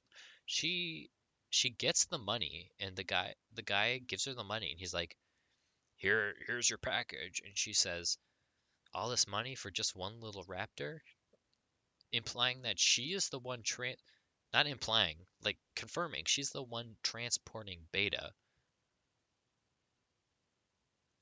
And then later in the movie, or wait, no. And that's in like 5 seconds later, she sees Maisie walking out of the plane into the car to get transported to Biosyn? Wait, this isn't. Wait a minute. Wait a minute. Yeah, to get transported to Biosyn. So, but by the time Claire and Owen get there, Kayla is either still in Malta or just got back from Malta. So the timeline doesn't quite make sense here. Because if she had to transport Beta, then that means she went from Malta the Biosyn to the Biosyn preserve in like 5 minutes. Like, did she fly over there in just a few minutes? How did you transport the Raptor and get back so quickly? I mean, quick enough to the point where you leave when Maisie gets in the car, and by the time Maisie is halfway to her destination, you are already back. It doesn't like the timeline doesn't work right here. Um, and then and then that's another question I have. Why are they transporting Maisie by car? Why don't they just put Maisie in the plane? You know? Why are they driving her to Biosyn, but they are flying Beta to the same place? It doesn't really make sense, which is unfortunate because it's the lead in to a really great action, not action, like just a really great section of the movie. Um, so anyway, she sees Maisie and she's like, "What's with the girl?" And the guy says, "It's none of your business" or something. She's like, "Hmm, that's a little weird. I thought I was just transporting this illegal raptor. Now there's a little girl involved. Is this some kind of human trafficking thing? I assume this is what's going through her head. Um, so I guess in record time, she transports Beta to the biosyn facility and gets back. Owen and Claire meet up with um, what is the guy's name? Barry, who was Owen's friend who helped him train the raptors in the first Jurassic World, which is good. I like to see him return. Uh, he doesn't again in this movie he doesn't do much, just like in the first movie, but I like to see him. I think I like him. I don't know. A lot of this is just I like it. Um, there's no rhyme or reason for it. They meet up with Barry, and Barry works with the CIA now. Apparently, like all of the side characters from the first Jurassic World work with the CIA, because the character played by Justice Smith, who was like Claire's like the nerdy guy that went with Claire, right at the start of the movie. I don't remember his name. Franklin. That's it. His name is Franklin. So he gets a job at the CIA, and apparently, um, the two. I should have rewatched the first two Jurassic Worlds before I made this stream here. The first, the guys or the guy and the girl that worked at the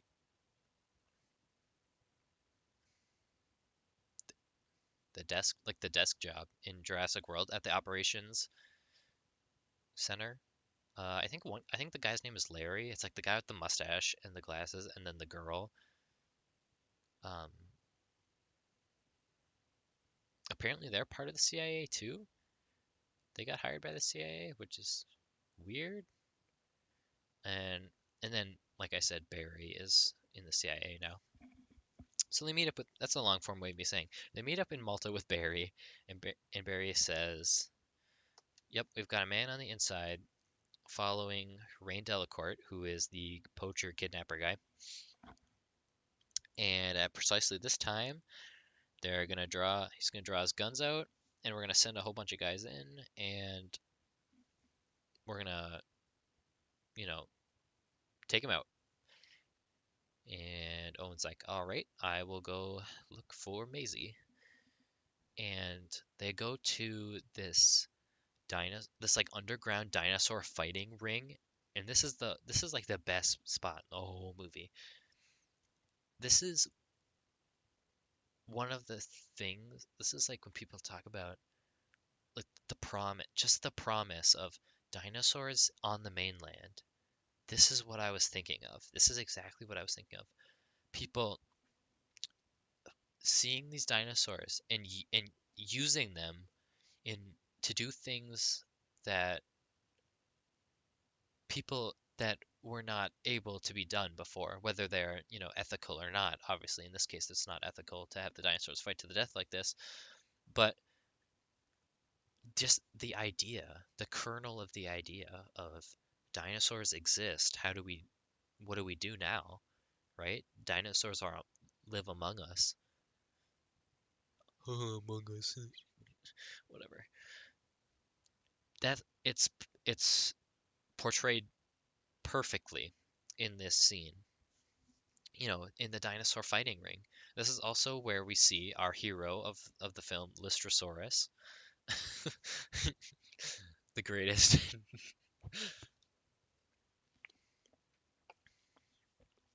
aspect of the movie, Lystrosaurus. And yeah, and there's like a girl, and she has a Dimorphodon perched on her shoulder like it's an eagle, an animatronic Dimorphodon.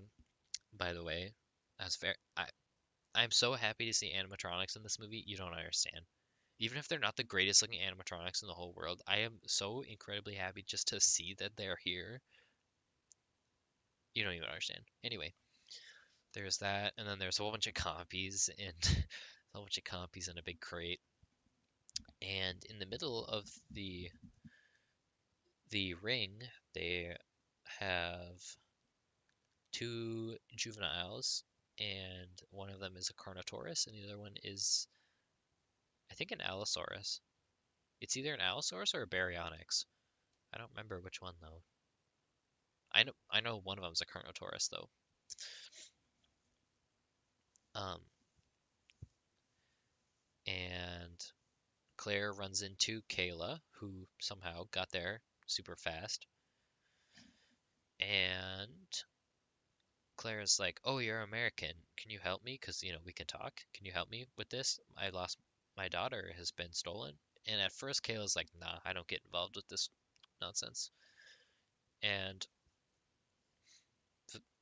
but then she sees the like who it is, Oh, it's the girl that got on the plane. It's not portrayed well in the movie, but I think she's supposed to have sort of a moment where she's sort of thinking it over, like, should I help these people save rescue their daughter when I like, is it moral for me to not help them even though I know where she is, type deal, just to not get involved. It's not portrayed very well, unfortunately, but I do think that's like the conflict there. Um, yeah. So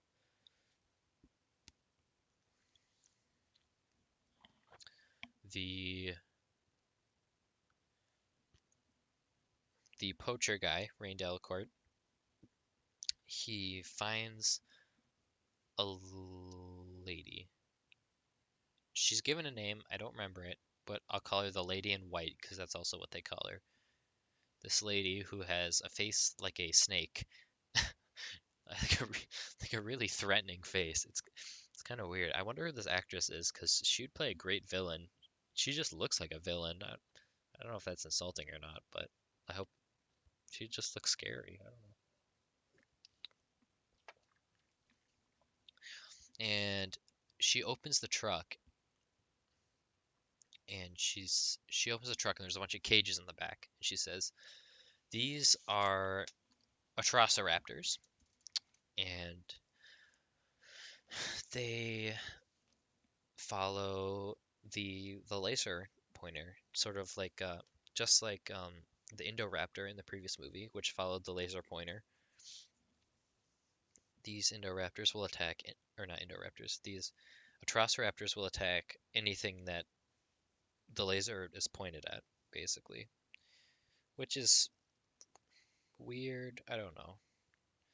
It's kind of weird, the whole laser pointer thing. I don't quite know why they brought that back because that was mocked because critics also mocked that in the last movie, but honestly, I don't think they cared what the critics thought, considering how this movie turned out. So she's like, "Yep, here are my Velociraptors," and then the guy on the inside pulls his gun out. They got him. They got him there. They got him. Woohoo! Um,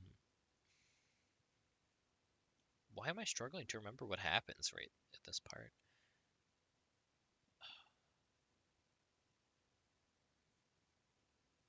Anyway, something happens. Something happens, and it starts a chase.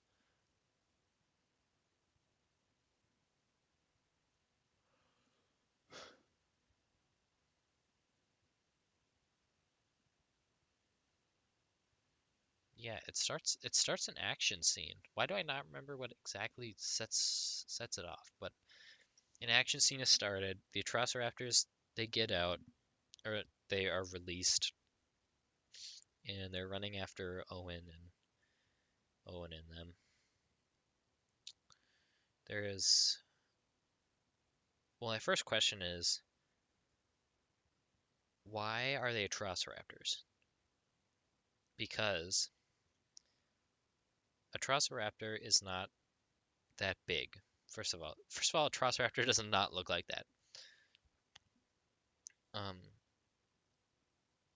which I wouldn't necessarily mind because none of the Jurassic Park dinosaurs are accurate really, but the people in the movie specifically say the lady in white specifically says all those guys were trying to use hybrids to train and use for war, they got it all wrong. Purebreds are where they're at. So they specify that they're purebred, that implying that they're like, how the dinosaur would have actually appeared, like the true form of that dinosaur. But then they look nothing like Atrociraptors. But the weirdest thing is that they there are raptors that exist that are that size and look like that, and that's called Utah raptor and Achillibator. I don't know how to pronounce it, but like I'm gonna look it up. Achillibator.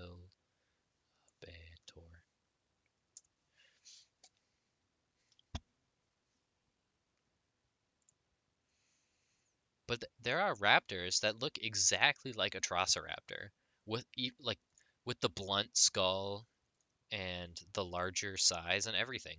Yeah, Achillibator. I still don't know if I'm pronouncing that right. It's either Achillibator or Achillibator. One of those is correct. I'm going to go with Achillibator.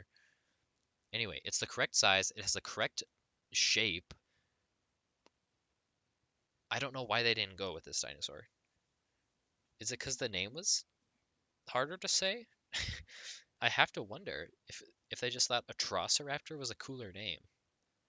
Which, by the way, that's why in Jurassic Park the Velociraptors are called Velociraptor, because Michael Crichton, who wrote the book, thought Velociraptor was a cooler name than Deinonychus, which is what he actually based the Velociraptors off of. Um, Also, at the same time, Deinonychus was kind of there was a theory floating around that Deinonychus was just sort of a North American variant of Velociraptor, which is I'm sure a lot of where that comes from um, as well. Anyway, I have to wonder if they just called them Atrociraptors because they thought the name sounded cool, which admittedly, it does sound really cool. That's a good name. Whoever named Atrociraptor is that's a great name, but that's not what Atrociraptor looks like. That's what Utah Raptor looks like, or Achillibator looks like, right? I don't know why they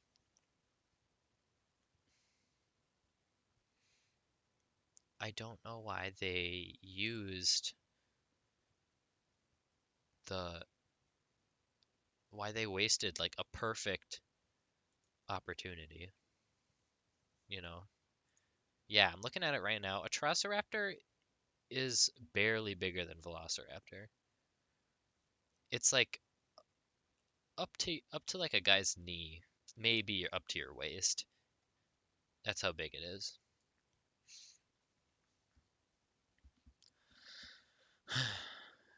Yeah. They do, however, lead to the best scene in the whole movie, um, which is that whole Malta chase and everything scene. Right before that, before the Malta chase, Chris Pratt is chasing down Rain Delacourt, and they break into the dinosaur fighting ring, and he accidentally releases the Carnotaurus and the Allosaurus.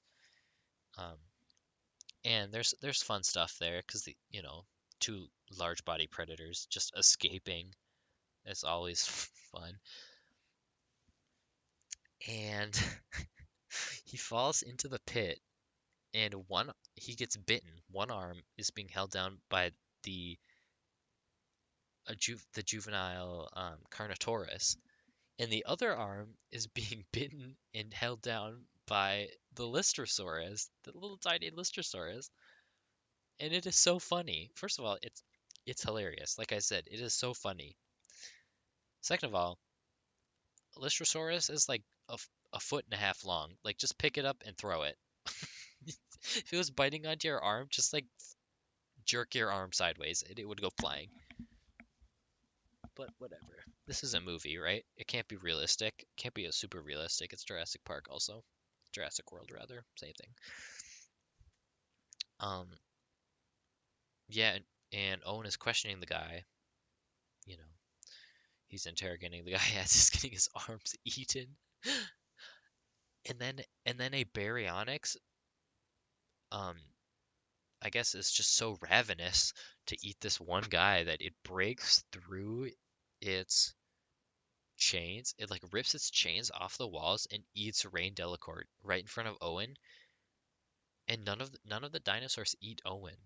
They don't even look at him, which is another problem with this movie, is that all the main characters have insane plot armor. They just don't get eaten. It's it's crazy. They're not even in danger. I don't think Owen gets a single cut. Owen and Kayla literally crash a giant airplane, are in an airplane and crash headfirst into a frozen lake. And I don't think they even get a scratch. I don't, it's nuts, man. Uh, yeah. Um, Speaking of that, when they're flying in their little plane. Actually, I don't want to go on. I don't want to go there yet. There's a shot. The lady in white breaks into a rando's house and Claire is chasing her to like, get answers from her. And there's a part where the lady in white calls an Atrociraptor into the house to get Claire, and it's all one take. It's like 30 seconds, all one shot, super close up, super like like over the shoulder type deal. And I thought it was really well done. Um, Unfortunately, it's sort of symptomatic for a big cinematography issue, which is this movie, the close, like everything is too close up. This movie doesn't, every shot needed to be wider. Every shot, the cameraman needed to zoom out a little bit, at least a little bit. Almost every single shot in the whole movie. It's too close up. It feels claustrophobic and not in like the good way, right? That's the scene when it's shot shaky cam over the shoulder of Claire running through the house trying to escape the Atrociraptor. Perfect. That is when you got to use the close up. That's when it has to be claustrophobic. But most of the time, it's like, normal stuff. But if the camera is zoomed in just a little bit too much, just enough so that I notice it, or it's like, what is that? Why is it filmed like this? And what makes it even weirder is this movie has a weird aspect ratio. It's taller than most movies, which is something that Jurassic Park actually did in 1993. I don't remember the exact numbers. I don't remember the numbers for the aspect ratio. It's like, I don't know. I don't know. It's like 15 by something. I don't know. Whatever. It's a little bit taller. The frame's a little bit taller. And in Jurassic Park 1, Spielberg used this because the dinosaurs were bigger. So, in order to fit the dinosaur in frame, your frame has to be bigger, which makes perfect sense. So that's why the frame is taller. In this movie, I assume it must have been for the same reason that they shot it like this, except the camera is so close in so often. It's like, what's even the point?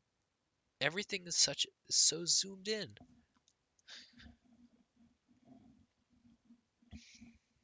Yeah, so that was the camera work. That was weird stuff.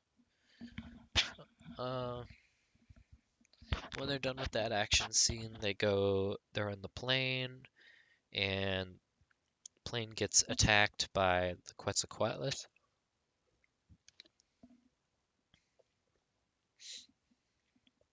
There's a brief mention of a anti-pterosaur like system in that's installed into the plane. Like a button lights up that says air defenses or something. it's not really explained how this works or what it is. Is that supposed to be a warning, like that the pterosaurs are approaching? Because if so, then the name anti-pterosaur or whatever it says doesn't make sense. Is it something that's supposed to deter pterosaurs? And if so, then like what is that? How does that work? I was confused. And regardless, it doesn't work because the Quetzalcoatlus, for no reason at all, just um, attacks their plane for about 10 seconds and then just flies off and is never seen again, which is a reoccurring problem with this movie is that cool new dinosaurs are introduced and then they just disappear for the rest of the movie. This movie completely mishandles its dinosaurs. Completely in like every way. I think yeah. More so that's actually weird. A lot people complain in these types of movies. They're always like, "Oh my God, the characters are so bad. The action scenes are good, but man, the characters suck so bad." Um, but this movie, it's like the inverse. The dinosaurs are bad in this movie, but the characters, I think most of the main characters get well developed. I think they get good development. Um, but the dinosaurs are so misused. They New dinosaurs are introduced, do something for 1 minute, and then never seen again. A Velociraptor is like that. Quetzalcoatlus is like that. Dreadnoughtus is kind of like that, although that one's not really important. Um, because it doesn't really do anything; it just sort of stands in the way. Um, Pyroraptor. Did I already say Pyroraptor? I don't remember. Pyroraptor is like that, and don't worry, we'll talk about Pyroraptor. Um, Therizinosaurus is kind of like that. There's so much wrong with the Therizinosaurus stuff in this movie. Just so much wrong. Giganotosaurus is also sort of like that, but it's different. Um, so plane goes down, and Owen gives Claire the only parachute, and Claire shoots out. And every once in a while in this movie, there's a really good shot, and this is one of them. It's like a head-on close-up. I guess no, it's kind of a medium shot. It's like a medium close-up of Claire as she falls through the sky, and pterosaurs are all around her, like swarming her, or not swarming, but swiping by, swiping bits out of her parachute, and it's really well shot, really, really well shot. And I just wish more of the movie could be like that, like that's that part, and then the part with the Atrociraptors in chasing Claire, and then the part in the dinosaur fighting ring. This is like the kind of stuff that the movie should be, but it's just not for the vast majority of the runtime. And let's see. So Claire lands. She's hanging for a while, unconscious. She wakes up and she's hanging there from a tree, and she sees a deer on like walking through the ground. She's like, "Oh, there's a deer. Obviously, if there was a predator here, the deer would not be here, so it's safe." So she starts unbuckling her crap, and then a Therizinosaurus shows up. Um, and it's I think blind. Either it can't see very well, or it's just straight up blind because its eye is all foggy and stuff. And I don't think this is based in any real science. I don't know if I don't know if the movie is implying that all Therizinosaurus are blind or have bad vision, or if this one specifically is just blind.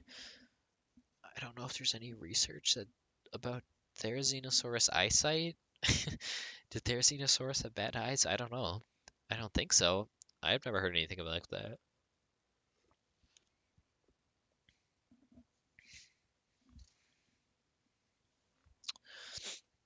Um, and it's like it's like hunting through, or it's not hunting. Therizinosaurus is a herbivore, but it's using echolocation, which is cool. I think that's super cool actually. But I'm not sure Therizinosaurus was the dinosaur to do that with. Um, and I guess it like echolocates the deer. And I thought they were gonna make a point where the Therizinosaurus was gonna like come down really close to the deer, and it would be, Claire would see like the big claws and be like, "Oh my God, it's gonna kill me and kill the deer." And it would get down really close, and then it would move slow, and it would, go past the deer and start eating the grass because it's a herbivore. I thought that was gonna happen, but no, the Therizinosaurus, for no reason at all, just side swipes the deer. It just like insta kills the deer for no reason at all. May I remind you, A has not been aggressive to the deer at all yet. The deer has shown no aggressiveness towards it. They have not at all interacted.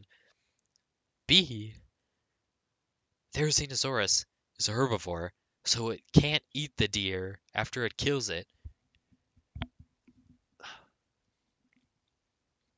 And C, the deer is not at all afraid of the Therizinosaurus, implying that it has seen other Therazinosauruses before and believes them to be safe.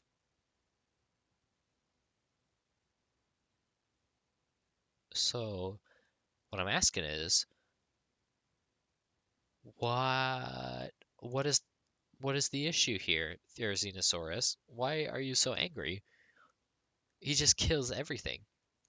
And then Claire's like, oh my God. So she unclips her. Yeah. Anyway, wait. Yeah, the whole deer thing. I was like, movie, you might have gone too far right there. For some reason, that really stuck with me.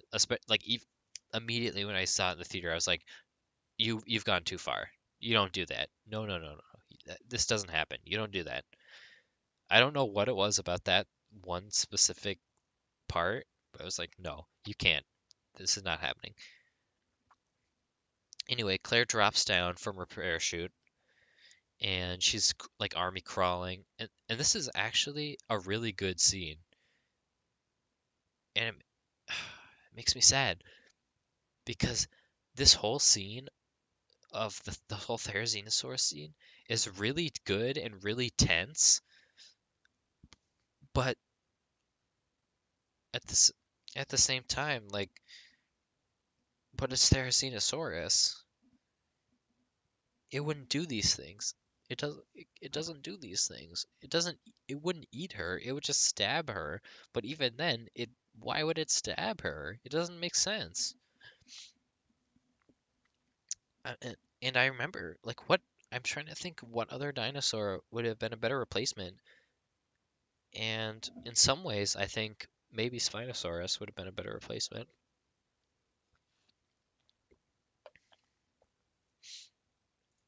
Don't you worry.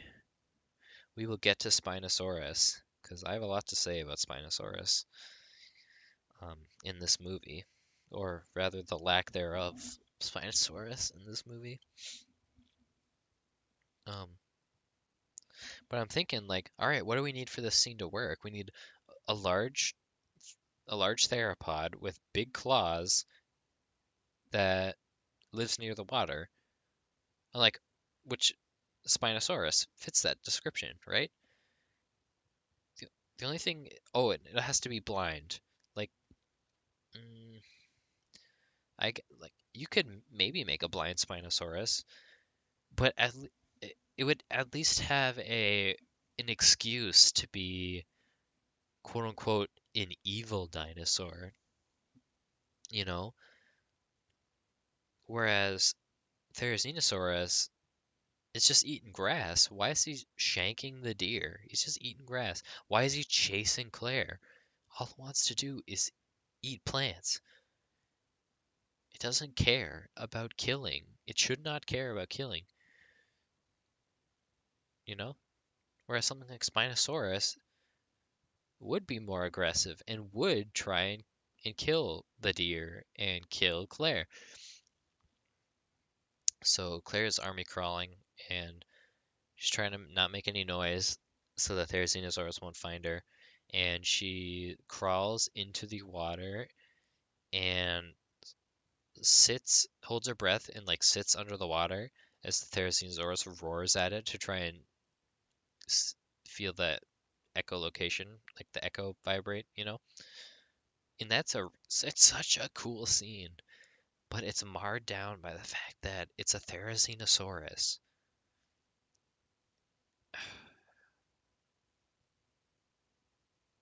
Yeah, it's this movie, it's like 180 flips. Like there are parts of this movie that are so awesome, and there are other parts where it's like, but why? Why does it have to be this way? So Claire survives that. Kayla and Owen crash the plane at 9 billion miles an hour into frozen lake, but they don't take a single scratch of damage. Like I said, they pop out of there perfectly fine. And then, as they're walking through the ice, or walking across the ice, a Pyroraptor just shows up. And this Pyroraptor is so ugly. This was a big stink. This was the big controversy with this movie. Was the Pyroraptor design looks so ugly. Like specifically just the head looks so ugly. And apparently they like moved the eye. So the eye is not even like on the eye socket anymore. It looks super weird. I don't know why they did it. It does not make the dinosaur look scarier. It just makes the CGI look less convincing. It makes the dinosaur design look less appealing. Um, I mean, okay, like the raptors in Jurassic Park are supposed to be the villains. Well, they are the villains. Are in the T-Rex also. Raptors, T-Rex, Dilophosaurus, all these things, right? These are the villains of these movies, but their designs are still appealing. They're still cool designs that people really like. Whereas this Pyroraptor design is so ugly. It's not even ugly in a good way. It's not ugly like, oh my god, that's so creepy ugly. It's just ugly and it looks bad. Um, and then it chases them across, which is it's so much worse too, because it's like finally a feathered raptor. God, finally a feathered raptor in one of these Jurassic movies. But then they mess up like the easiest part of the whole body, which is just give it a head. That looks good. They got the feathers. The feathers look good. It's a good design up until you get to the head, which is the worst part. Personally, my favorite Pyroraptor design is still Pod from Dinosaur Planet. Is that what it's called? The little red Pyroraptor. Um,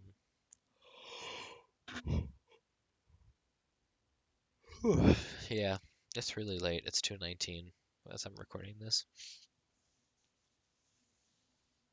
Um, yeah, so the Pyroraptor's ugly. There's an action scene. The ice cracks, and the Pyroraptor jumps under the ice and starts swimming, which is a good idea, but not for Pyroraptor. That's the weirdest thing. Both of these scenes, they're right in a row, and dinosaurs just show up. They do some. It's like they do something cool in a cool scene, but those scenes would have been better suited to different dinosaurs. Um, Like, why is Pyroraptor swimming? I guess theoretically it's possible, but it's weird. Um, yeah. So they escape, and then Kayla says some terrible, cringe line. She's like, "Man, I'm so shook." Or no, what'd she say? Oh, Owen says, "You okay?" And Kayla says, "Nah, yeah, I'm fine. I'm not shook at all." Okay, the- if you're over the age of 16, you do not say shook unironically in a sentence. This does not happen. The only people who say shook are teenage girls. No one else. This line should not exist. And it can be so easily replaced that you just say, "Yeah, I'm fine. I'm not." Okay, first of all, just change shook to shaken, because shook is like a meme word, you know? Shaken is an actual word, and it actually works in the sentence, unlike shook. It's just like, it's just whack. It's just whack, really. Um, all right, where am I? See, the plot is so all over the place. It's like, it's hard to even explain it because it's just everywhere. It's back to, oh God, at this point, now there's three converging plots because it's the plot with Maisie and Beta at the Biosyn facility. There's the plot with Kayla, Owen, and Claire trying to get to the Biosyn facility, and there's the plot with Ellie, Alan, and Ian um, with the locusts. Can I say that I did not hate the whole locust? Like the big bad of this movie really is this locust epidemic thing, and I didn't hate that, but it seems super weird for a Jurassic movie. Like you'd think that instead of just insects, the antagonistic force would be a dinosaur or dinosaur related at least. They're just reincarnated, at least from what I understand, reincarnated prehistoric locusts. It's so weird. And especially for the final movie in your trilogy and like in the franchise. They're billing this as the last movie. Will it be the last one? I don't know. But this is the you've got to end on the this is like the big ending, the big climactic at ending. I don't know how to say climactic. I don't know. This is the big ending. This is the one that's got to be important. And the whole plot revolves around mutant locusts eating crops. It just feels so weird for a Jurassic movie. It's just super weird. Anyway, so I guess they need Beta and Maisie because they can re reproduce asexually. Okay, because Blue reproduced Beta asexually. For some, I don't know why they need her though. I don't know why they need Beta, but they need Maisie because it is revealed that Maisie was in fact not a clone made by her grandmother or made by her grandfather. She was actually born like from her mother. Her mother found out she had some terrible disease, cloned herself, inserted her cloned egg into her, gave birth to her clone daughter, and then and then as a as the daughter was a baby, she inserted she like gave her shots that would gradually over time change the daughter's DNA so that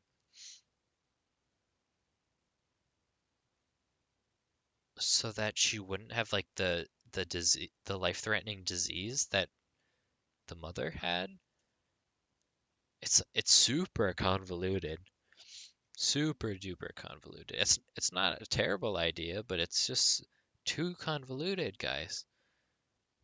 You gotta simplify that down a little bit. It's just weird. It's just super weird. And then Henry Wu is there and he's like, "Yeah, so we need to study you to figure out what exactly that shot was that your mom put in you that changed your DNA because we're gonna give this to the locust and its DNA is gonna change so that it's not so disruptive, you know? And as it breeds, that genome is gonna spread type deal. That gene is gonna spread, which makes sense sort of, but as long as it makes sense sort of, it's good. It's fine in my eyes at this point. So, whatever.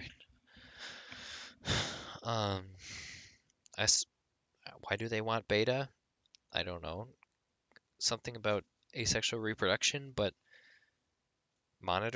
they say it in the movie. They filled in the raptor genome with monitor lizard DNA, and monitor lizards can reproduce asexually, and that's why the raptors can do it. But then why do you need beta if because like just get a monitor lizard, you know? You know what I'm saying? Like why do you need what? This is also another whack line. Henry, he's like, ah, yes, the baby velociraptor. And uh, Maisie says, oh, that's beta or something like that. Or no, she goes over into it and starts talking to it. She's like, hi, beta, how are you doing? Um, and Henry sort of awkwardly, I don't want to say creepily, but it's sort of such a weird delivery. He says, beta, is that her name? Or it's like, oh, is that her name?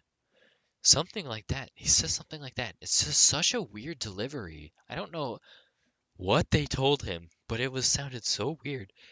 And I was like, huh? It wasn't good. It wasn't bad. It was just whack. It was whack. Um, yeah. I have to go to the bathroom again. I gotta stop drinking so much water.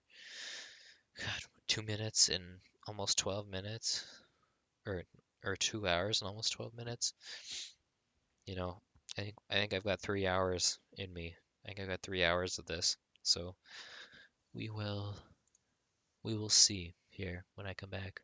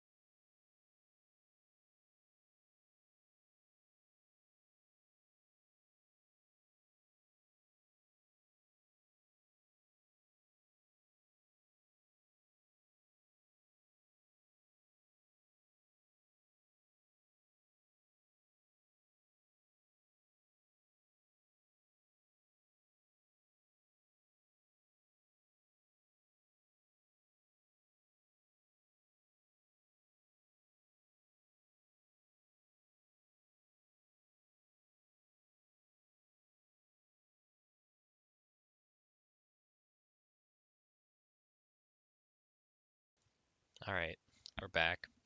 I got candy this time. Got some airheads.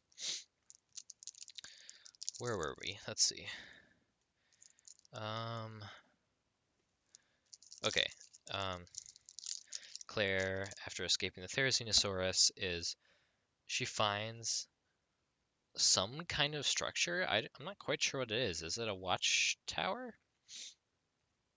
And she's trying to get inside of it, and you start to hear the hooting of the little Dilophosaurs. And I think this movie like retconned Dilophosaurs into being pack hunters because there's like four of them, and they show up. And while I am very happy to see Dilophosaurus back, because Dilophosaurus is one of my favorite dinosaurs, um, this is the one part where I think the animatronic kind of looks a little weird. The animatronic looks kind of stiff, especially if you compare it to the one in Jurassic Park. The animatronic looks kind of, I don't want to say bad because it certainly doesn't look bad, but it just doesn't look as good. I don't It looks stiff, like I said, which is weird. Um anyway, Owen and Kayla rescue her just in time.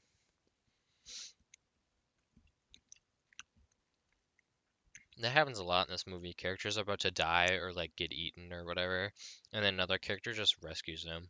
Like constantly it happens. It's kind of annoying. Um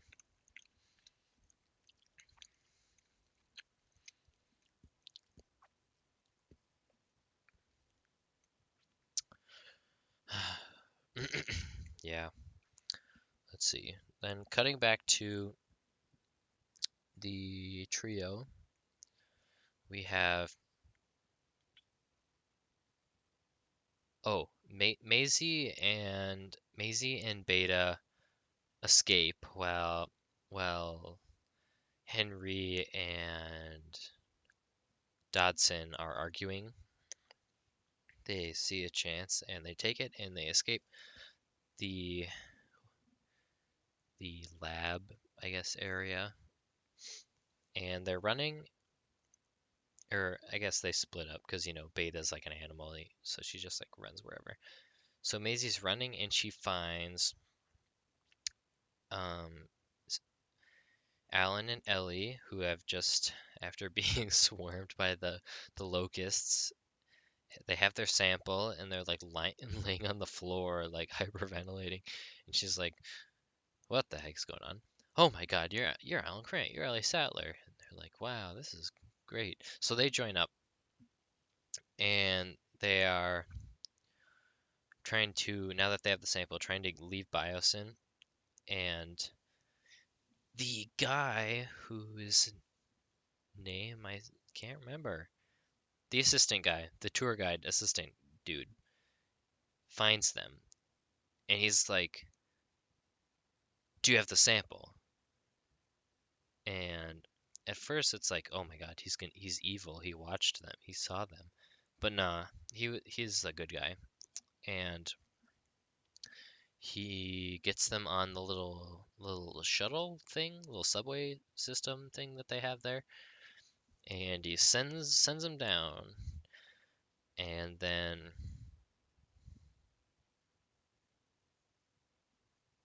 Dodson looks on the security camera, sees Grant and Sattler in their hazmat suits with the sample, and then he looks back and he sees them talking to um, Ian Ian Malcolm, and he's like, "Get Ian Malcolm up here. I'm gonna fire him, um, and shut down the the little bullet train, the little like subway thing that Alan and Ellie are at." And he shuts it down, specifically when they're at one part, and it's the old amber mine. I guess there was an amber mine underneath. Whatever. Oh yeah, it's explained that that's why Biosyn originally bought the land that the facility is now on, is because there was an amber mine underneath it. Um, So they get off at this mine, and it's like craggy and swampy. There's a big like pond. And at this point in the movie, I'm like, wait a minute, wait a second. Okay, earlier in the movie when they're starting, just at the beginning of their Biosyn tour, um, their tour guide guy is like, here at Biosyn, we take pride in engineering dinosaurs that are as close as possible to what they really would have looked like in life, all their strange and wacky forms. And I'm like, no way, no way, no way. Are they going to bring back my favorite dinosaur, Spinosaurus? Are they going to bring it back like, like an accurate Spinosaurus with the short legs and the tail fin, you know? I was like, please, please God, I will do anything. I want to see Spinosaurus again. I need to see Spinosaurus again. And I had heard rumors. I had heard rumors that Spinosaurus was supposed to be in this movie. And there was a toy. There was a Spinosaurus toy made specifically for this movie, right? And then 5 seconds after he says that, then Allie says, wait, who's Allie? I just combined their names. Then Ellie says something about splicing, but it's like she says SP, and I'm like, oh my God. For a split second in my brain, I'm like, no way, she's gonna say Spinosaurus. No, she says gene splicing. So at this point, I'm like, they must, or not they must, but like, oh, I hope they bring Spinosaurus. Oh, also in Alan Grant's tent when he's at his dig site, in the background, there's a miniature mount of a Spinosaurus skeleton, and I'm thinking, like, are they teasing me? They must be teasing the Spinosaurus. Um, and when they get to this cave, it's it's full of water. I'm like, this is the moment. Please, please God, this is the moment. And then like they walk along like the cave path or whatever. The camera, the focus shifts to the foreground, and a big sail begins to rise out of the water. And I'm like, oh my God, there it is, Spinosaurus. This is the moment I've been waiting for. I've been waiting for this for like years, my entire life. Spinosaurus to come back on the big screen in one of these Jurassic Park movies. Oh my God, there it is. And the scene cuts, and they do whatever. Like, I don't remember what they cut back to. Oh, I think this is when they cut back to when the Pyroraptor attack. So I'm sitting in my chair, like giddy, right? I'm like rocking back and forth. I'm like laughing to myself, like this is gonna be the greatest moment in cinema history right here when Spinosaurus comes back, and I see it again in the flesh, and I'm just waiting for this to happen. And finally, they cut back. They cut back to Ellie and Alan and Maisie in the cave, and they're climbing up like to escape the cave. They're climbing up um a ladder, and Alan gets to the top and he shines his flashlight, and my heart he shines his flashlight ahead of him, and there's something there, and my heart sinks. It's not Spinosaurus, it's Dimetrodon. And this is when I realize I just got trolled by a movie. This is the first, my mic is peaking. This is the first and only time so far in my life I've ever been trolled by a movie. And at that moment, I looked down. I put my head in my hands, and I just muttered to myself, I I was trolled. I was punked. I was so excited. This I refuse to believe this was unintentional. Someone somewhere had to know this was going to happen. All the signs were there, and they trolled me. They trolled me so hard. I was I was dumbfounded. I was I was like, no way. There's no way they just did this to me. No way. Dimetrodon. No way. Like that sums up my review for the whole movie. Is this this this moment of pure excitement, of giddiness. This moment where I was like, I'm about to see something I've been waiting for my whole life.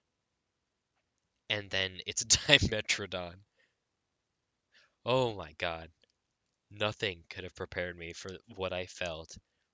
The disappointment, the surprise, the disappointment, and just I don't know. I was trolled, and I will never forgive Colin Trevorrow for doing this to me. He will never be forgiven. I don't even care that he made this kind of bad movie. I just care I that he trolled me so hard, and I will never forgive him. I even made a tweet about it. I said, at Colin Trevorrow trolled me, and I posted a picture of Dimetrodon. And I hope he saw that, and I hope he knows what I'm talking about, because I will never forget it. I will never forget the moment.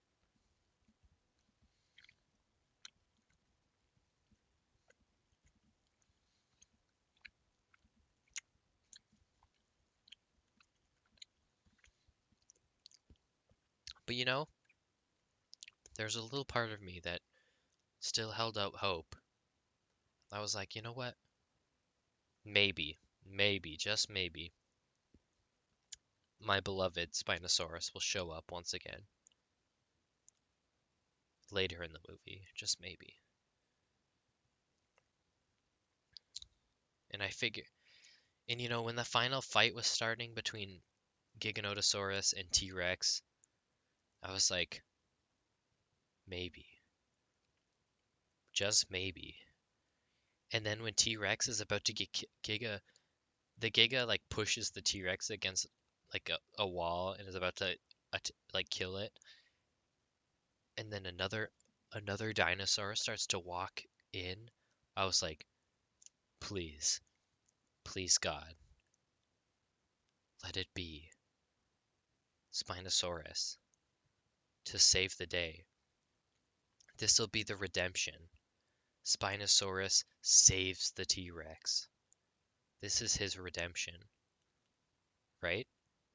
This is what I was hoping. I was praying, literally in the theater, hands clasped, praying to Jesus, to God, to our Holy Father. I just want to see Spinosaurus one last time. One one time. I just want to hear his name mentioned. The camera pans, and it's Therizinosaurus. And I start hysterically laughing. Truly, the hardest I've ever laughed, I think, in a movie theater. This is the shark. This is when the movie jumped the shark, so to say. Like we were already like we were already starting to like skate above the shark. At this moment, the movie jumped well over the shark. I'm talking like jumped like 100 feet into the air above the shark, and I just lost it. This is the most hilarious thing. And this was when the movie went from like disappointing, but occasionally had good moments, to full on, this is the silliest, dumbest thing I have ever seen, and I love every second of it. God, it was glorious. It was so stupid, it was glorious.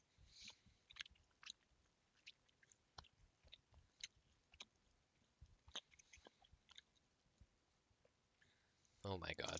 I'm just eating candy now. It was insane. Oh, and I just skipped like half an hour worth of movie. What else? Okay, they get out. Oh, Ian saves them. After Ian gets fired, he gets in a Jeep and he goes to save Alan and Ellie and Maisie. And then Dodson is like, we have to burn the evidence. We can't get caught with this locust thing because they have the sample. He's like, we can't get caught with these locusts because my company's gonna go under. So he goes to the locust terrarium or whatever, and it has like a built-in burn function if you need to destroy it. So he burns them all. But I guess the locusts break through the top and they get into the ventilation system of the building and they escape through the top of the building. So there are burning locusts going like flying out of the top of this building and it's like starting forest fires and I'm like, what on earth is happening?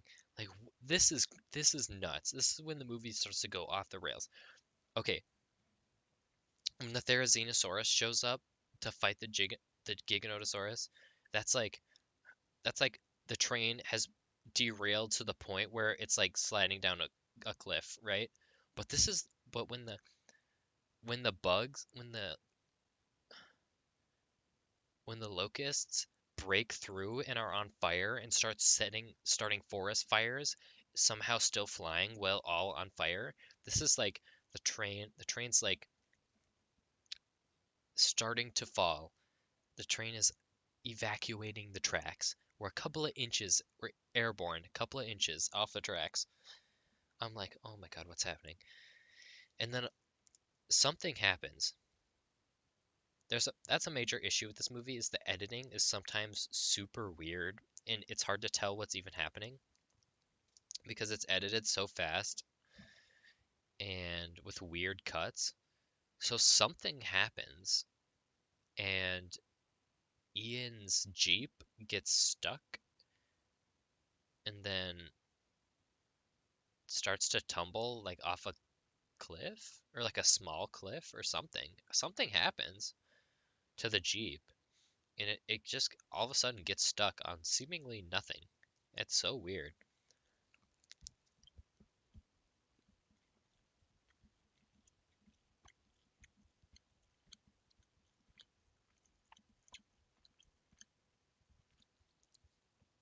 Sorry, I was eating candy. Um, and it tumbles down the cliff and just so happens to land right in front of Owen and Claire and Kayla. And they're like, they have their little reunion or whatever, right? It's just, it lands right in front of that observatory building that they were trying to get in. And they have their little reunion.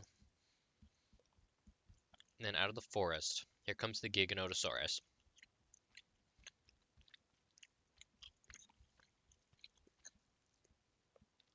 And it's like slowly approaching. And Alan and Owen in unison say, "Don't move," which is a callback to JP3, which I was like, "Oh my god, don't say that. That's a little cringe, guys. Don't say that, please." Um, and then it's like the weirdest action scene ever because it's super slow. Okay, well, okay, before this action scene even starts, a flaming locust is falling next to the Giganotosaurus, and it bites it out of the sky and eats it, which is comical, right? That's like cartoon stuff right there. So that was weird. But then the Giga is just like slowly approaching the the characters. And and our characters are just they're like sitting next to this car, right? This overturned car. And the Giga starts to approach them very slowly. And I'm talking like head is within like jaws are within arm's length of Ian Malcolm right here. Like could easily just eat them. Could easily eat all of them in one bite, honestly. and they just like scoot their way around to the other side of the car. And the Giga slowly follows them over. I was like, what is happening? Why is it not just eating them? Why is it slowly, methodically, creepily, like snaking around to get them? It was so weird. And then they just start running. Um, and they climb up a little like ladder thing, and Giga tries to eat them on the ladder, and yeah, characters just like you don't see all of them climb up, but then in the next shot they're all on the tower, and it's not a big deal, but it just looks weird in the sequence. Whoever edited this movie did a really weird job. It's not necessarily bad for the most part. It's just like weird. Um, except for the Malta scene. The Malta scene is really, for the most part, well done, I think. So it's weird. It's like a whole new director and editor and everything took care of the Malta scene, and everything else was, I don't know. Giga, it like busts through the glass in the observatory, tries to eat them, gets shot at, stabbed a few times, electrocuted, then it sort of lets up. Um,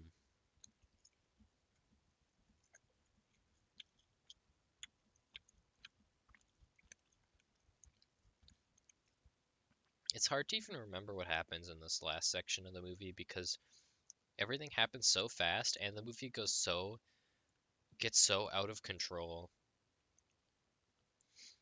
Um, it's like totally off the rails, like nutso butso.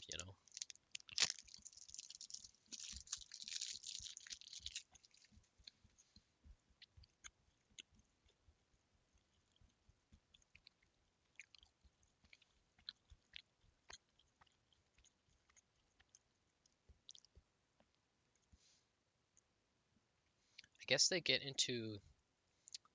eventually they get into the Biosyn, um, what is it called? Like the Biosyn HQ or whatever.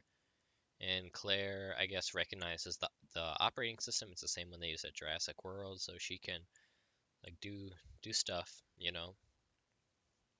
do some epic gaming, epic hacking, if you will. But then they have to go.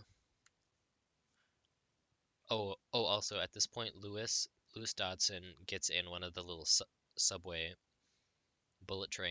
underground bullet train things, and he's riding it.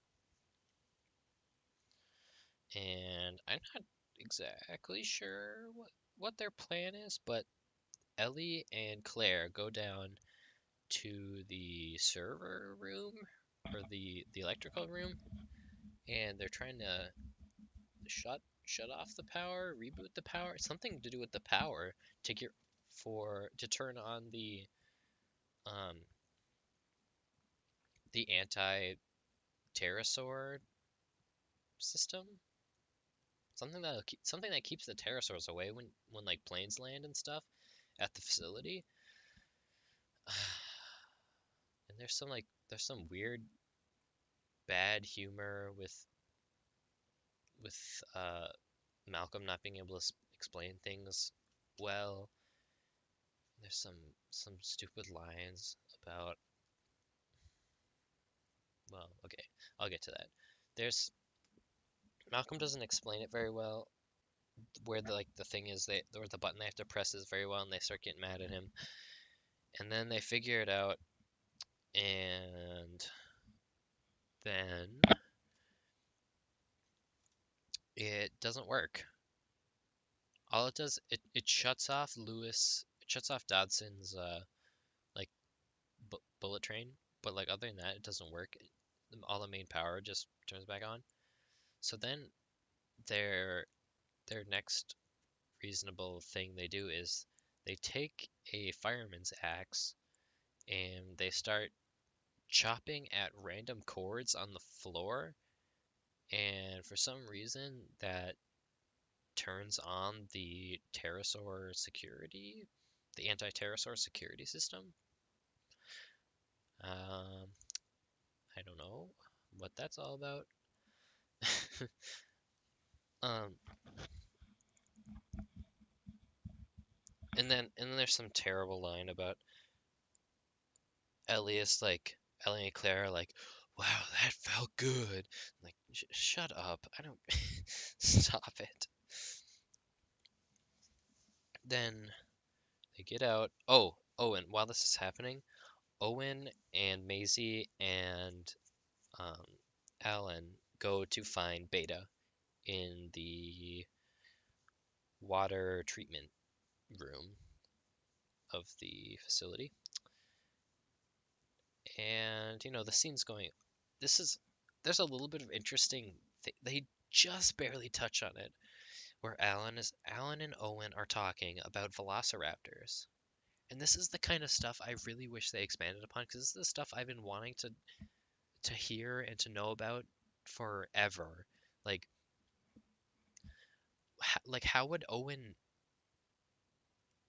would the fact that Owen trained velociraptors and Alan Grant is like the raptor guy, He's the one that studies raptors, and he's been close to raptors on numerous real life living raptors on numerous occasions, and he had like the resonating chamber in JP3 and all this stuff. Like, how, like, if they met and they talked, what would they talk about? This is something that's always interested me, because it's like, um to use Alan Grant's own analogy, it's like the astronaut versus the astronomer. Alan Grant is the astronomer, and Owen Grady is the astronaut. And hearing them talk about raptors is exactly what I wanted from this movie. And there's like 3 lines. There's only like 3 lines about it. And God, it's so sad. It's so disappointing. It's so disappointing for someone who is such a die-hard fan of this series and these characters and this universe that this series creates, and these animals, these magnificent prehistoric creatures. It is so disappointing, the fact that all of this is just brushed aside so we can have bad dialogue and dumb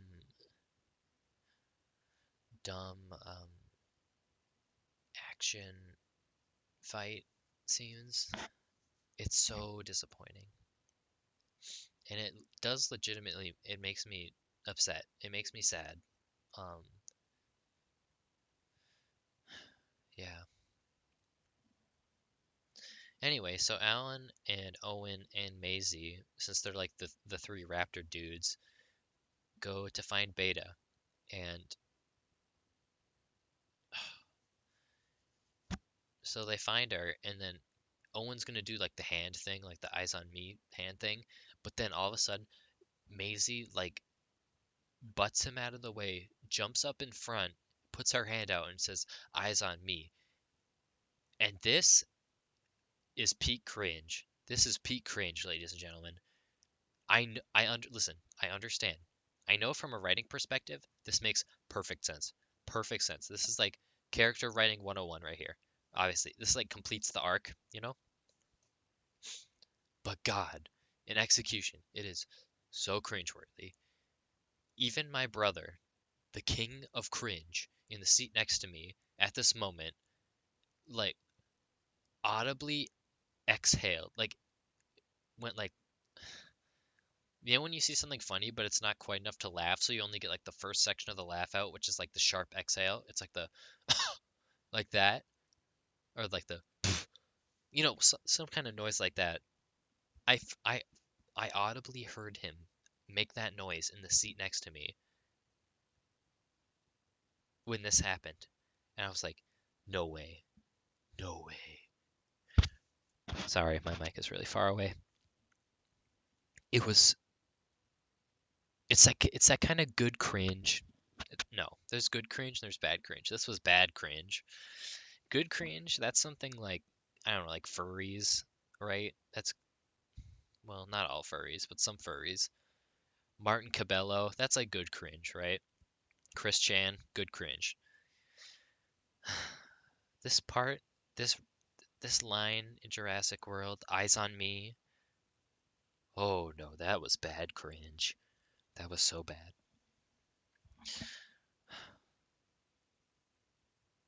And it's just rough. It's rough because not only is this like a big character moment for Maisie, but also for Alan because they do like a Triforce formation or whatever um, to distract Beta. But like this is a big moment for Alan. This is the first time he's like overcome a raptor. This is the first time that he's been able to not run away in from a raptor like, in fear of his own life, right? This is the first time that he is in control of the situation. Like this is a big moment for Alan Grant, but it's just marred by terrible dialogue, and a story that does not deserve the people, a story that does not deserve what has been set up in the actors and the people that are in it. Anyway, so Owen shoots the trank into Beta and they carry him on out of there. And they get back. Everyone's back at the the HQ, the Watchtower HQ or whatever it is. And Ian Malcolm has a couple of funny lines. Okay, Ian Malcolm in this movie is actually pretty funny. Well, not pretty funny, but he's like moderately funny. He's probably the funniest out of the original cast, and all of his jokes, for the most part, do land. They're not like gut busters, but they're like type jokes, you know. And this is Ian Malcolm's like, wait, is that a dinosaur? Is that a dinosaur on your back? And that was kind of funny. People in the theater laughed, you know. That's pretty funny. and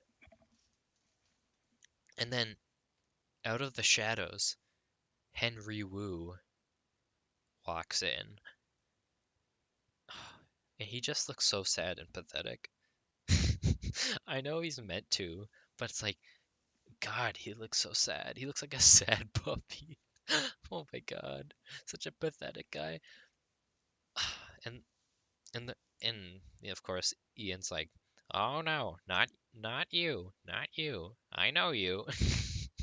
And it's funny, but Maisie says, no, we should let him come with us because he's gonna research me because I'm his research and he's gonna save the world from the famine, you know, that's caused by the locusts. And Henry Wu is a weird character because in the first Jurassic Park he was just some guy, like he was the lead geneticist, but he has like 3 lines or something. And he's in one scene. And then in Jurassic World, in the first 2 Jurassic Worlds, he's like the villain. He's not really, again, he's not really super villainous. He's just kind of like the researcher and whose funding is provided by evil people, like that type of. Like he himself is not evil. He's just in association with bad people. Um, so I don't mind the fact that he kind of gets redeemed in this movie. Also, I'm sure it it helps that when he releases the locust into the field, it's it's a really nice moment. It's like a really beautiful shot when all the locusts come up, and he like stretches out his arms like in that sort of, I don't know. For some reason that was like emotional to me. I don't know why though. When he stretches out his arms and he sees the giant swarm of locusts sort of like circulate and then dissipate. I don't know. It was just really nice. I liked it a lot. And I like that Henry Wu gets kind of redeemed. Like kind of. He does end up saving the world, even though in the previous movies he tried to kind of destroy it. Not destroy the world, but his research was the cause of many deaths and destruction. Um, yeah, so once they're like, fine, Henry, whatever, we'll take him too. Kayla gets a helicopter and she lands it, and they're gonna go in there, and then the T-Rex shows up. Not, and when I mean the T-Rex, I say Rexy, which is same T-Rex from Jurassic Park 1, who was um, attacked by the three raptors at the end of that movie. She's still alive. Her name's Rexy, and she it almost feels like they were checking a box. They're like, what did people like about the first Jurassic World? Oh, the fight at the end with the T-Rex and Indominus and the Velociraptor fight. We gotta have a big three-way fight at the end of this movie with the T-Rex. I'm sure that's exactly what went through their heads, because that's exactly what it is. It's the Giga shows up, Giganosaurus shows up, T-Rex is there, and they fight, and oh my god, T-Rex, Rexy, she looks like she's about to lose. Oh my god, what's gonna happen? Then who is it?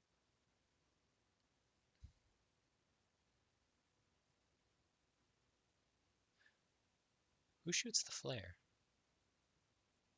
Oh, Kayla. Then Kayla shoots the flare, which distracts the Giga away from killing the T-Rex, and it turns its head, and out of the fog, the Therizinosaurus, it walks out. Okay, like I said, this is when I start hysterically laughing. Because I'm like, no way this is happening. But it's true. It was happening. And it was glorious. It was wonderful. It was amazing.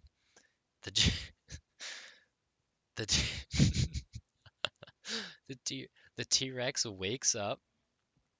I think he grabs the, or not he. She bites the Giga around the neck, jostles it around a little bit, and throws it into the Therizinosaurus's like claws, and it shanks it right through the neck. Oh my god. It was so silly. Um, oh, speaking of silly, I forgot to mention this. There's a part when they're getting to the watchtower and they're getting attacked by the Giga. There is a Ian Malcolm. There's a part where Ian Malcolm's on the ground still, and he's like trying to distract it. So he gets a flare. I don't know where. Oh wait, no, it's not a flare. It's one of the burning locusts. He grabs it.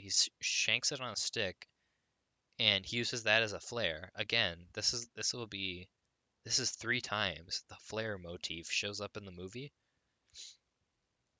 and it is never used on the T-Rex, by the way. Um, and obviously the Giga is like distracted by the flare, and Ian throws it like a spear into the Giga's throat, and for a second, the Giga breathes fire like a dragon. How did I forget about this? This is craziness. This is crazy. It breathes fire like a dragon. I was like, no way. I remember when I saw this, I was like, bruh. No way. Um,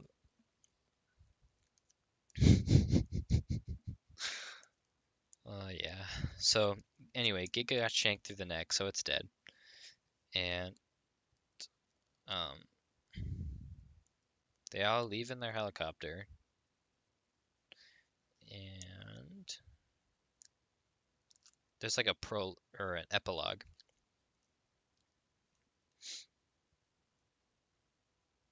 Wait, is that the epilogue? No, first it's like the next day, and this is when this is when Ellie and Alan kiss, right? And everyone's sort of like consoling each other. Kayla has a funny line about how Biosyn is gonna have to owes her a new airplane. She's like suing them, you know. So she gets a new airplane, which is kind of funny. Um,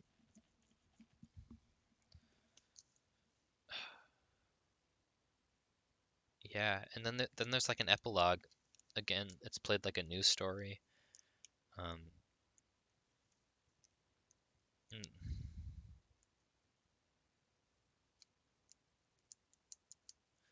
why do I not remember it? It's getting to that point in the night, or I can't remember anything, I guess. What happens in the epilogue?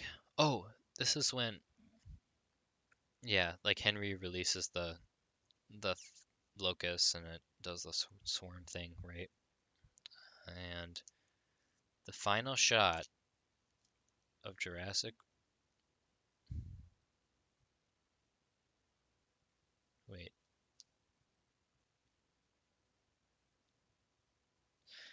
there's a part. There's a part where Ellie and Alan are all dressed up and they're holding like binders or something, and the camera is looking at. There's a little kid playing with a Moros intrepidus. I think I pronounced that right. That's the little feathery dinosaur that was briefly in the film earlier. By the way, that intrepidus design looks mostly good. I know Steve Russotti worked on this movie, which is I'll talk about the dinosaur designs in a bit here, but the dinosaur designs are like weird. Except that one actually looks for the most part pretty good. I think its head is like shrink wrapped, but other than that, I thought that design looked good. Um, I don't know how accurate they are, but I think the Dimetrodon design also looks good, just from like a creature design standpoint. Um, yeah. Anyway, and Alan turns to Ellie and he says, "Well, I guess I could get used to this," or something along those lines. Um, and that gave me an idea, and I'll talk about that in a little bit here. I can't believe it. It's almost 3 hours I've been doing this. And the final shot of Jurassic World Dominion is a setting sun and a herd in silhouette, a herd of elephants and some kind of ceratopsian. I apologize. I'm not good with my ceratopsians. I have a hard time distinguishing them. Um, Chasmosaurus, Pachyrhinosaurus. I don't think it was Triceratops. It was one of those other ones though. Anyway, it's like walking in the elephant herd,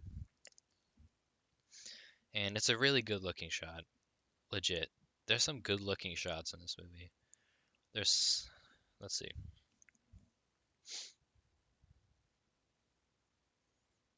Yeah, the comedy shot of the Lystrosaurus biting the guy's hand. That's a good shot. I like. Then there's the shot of um, Henry with the swarm of the locusts. The dreadnoughtus standing in the construction site, and basically every I mean really everything with the dinosaurs just interacting with humans and human society is really good. Everything. It's the other stupid crap that bogs this movie down.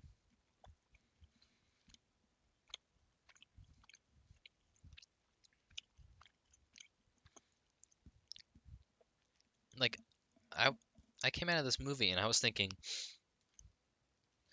you know what? You know what would have been better? Well, first I was thinking like this is not at all what I wanted. I don't think this is what anyone wanted. I mean, the title of the movie doesn't even make sense. I'm gonna look up what Dominion means, like, so we can read for ourselves here.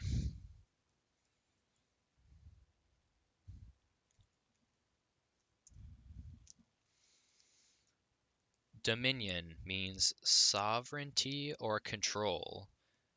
So, Jurassic World control, right?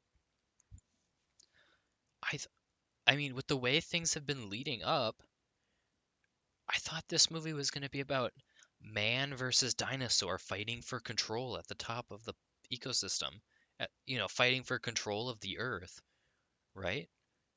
But nah, this movie is about a bunch of a couple of elderly scientists and a bunch of randos going on a jungle adventure to Biosyn. It's such a letdown because the initial premise of Dominion is amazing in my opinion. Like dinosaurs on the mainland, amazing premise right there. That's like a lot. That's like, oh my God, so good, so good. And they just squandered it. Just threw it in the dumpster. And I was thinking, um,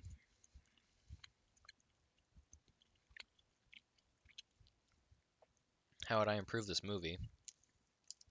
And one of the ways I would is I would change Alan Grant a little bit. Um,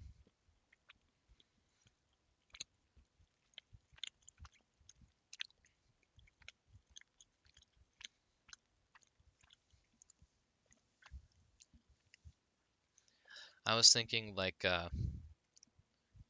maybe after all these near-death encounters and all the trauma, maybe Alan is like doesn't he doesn't like dinosaurs anymore.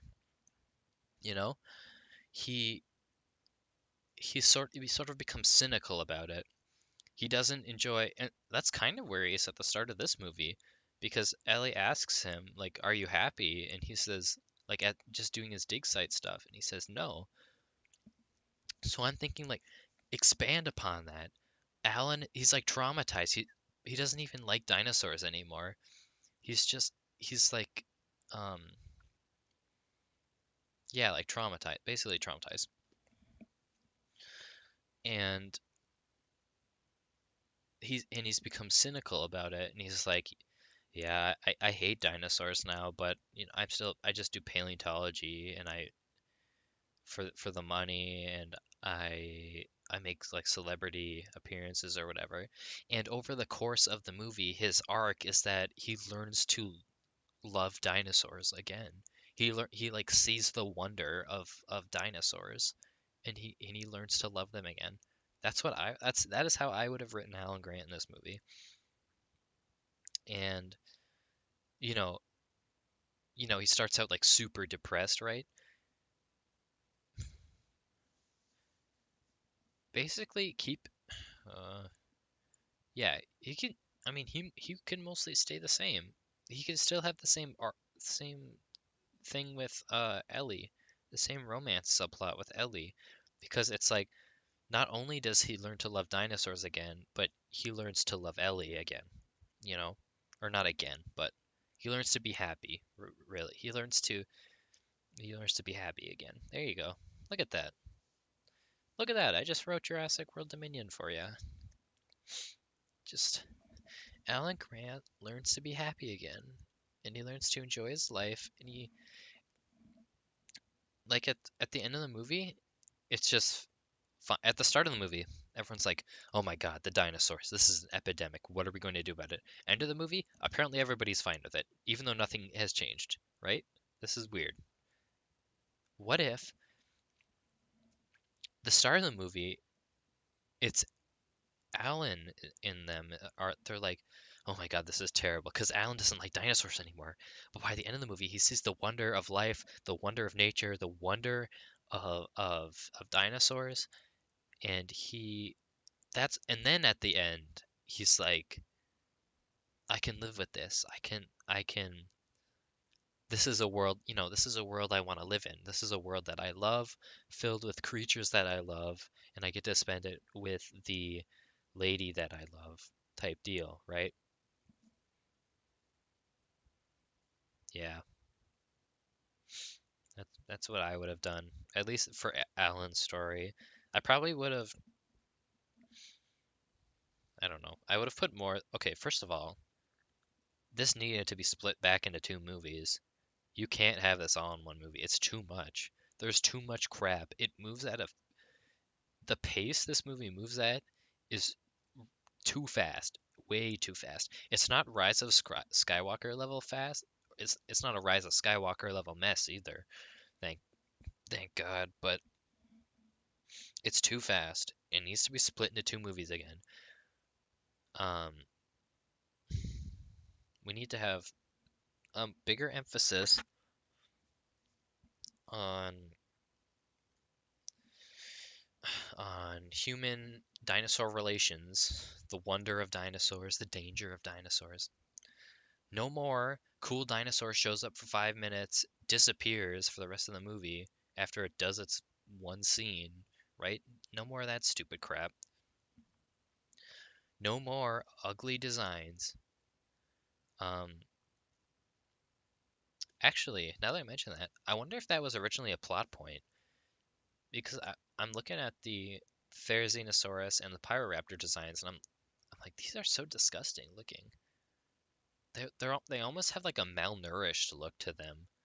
Like maybe that was a plot point at some point where Biosyn was like mistreating the dinosaurs in their little sanctuary, but like subtly doing it. Like they were poisoning them or they were not feeding them or something, right? Because gods, they're just those two in particular. Actually, Therizino isn't so bad, but Pyroraptor, God, it looks so ugly. It looks malnourished and like sinewy, or not sinewy, but like it just looks like a it looks like a Skeksis. It looks like that thing from the Dark Crystal. It looks like Skeksis.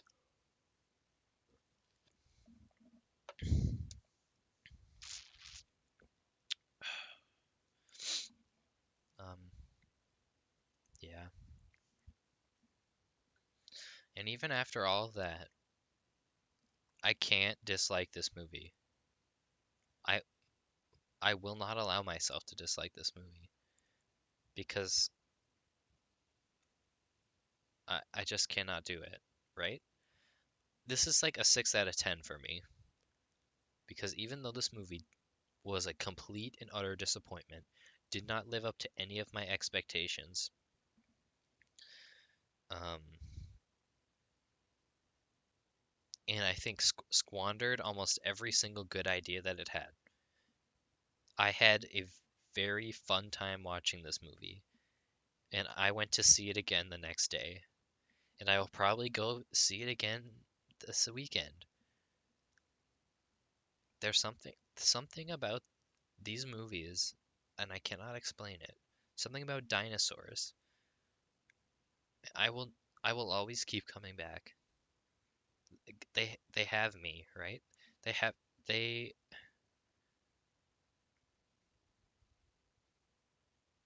I I love dinosaurs too much.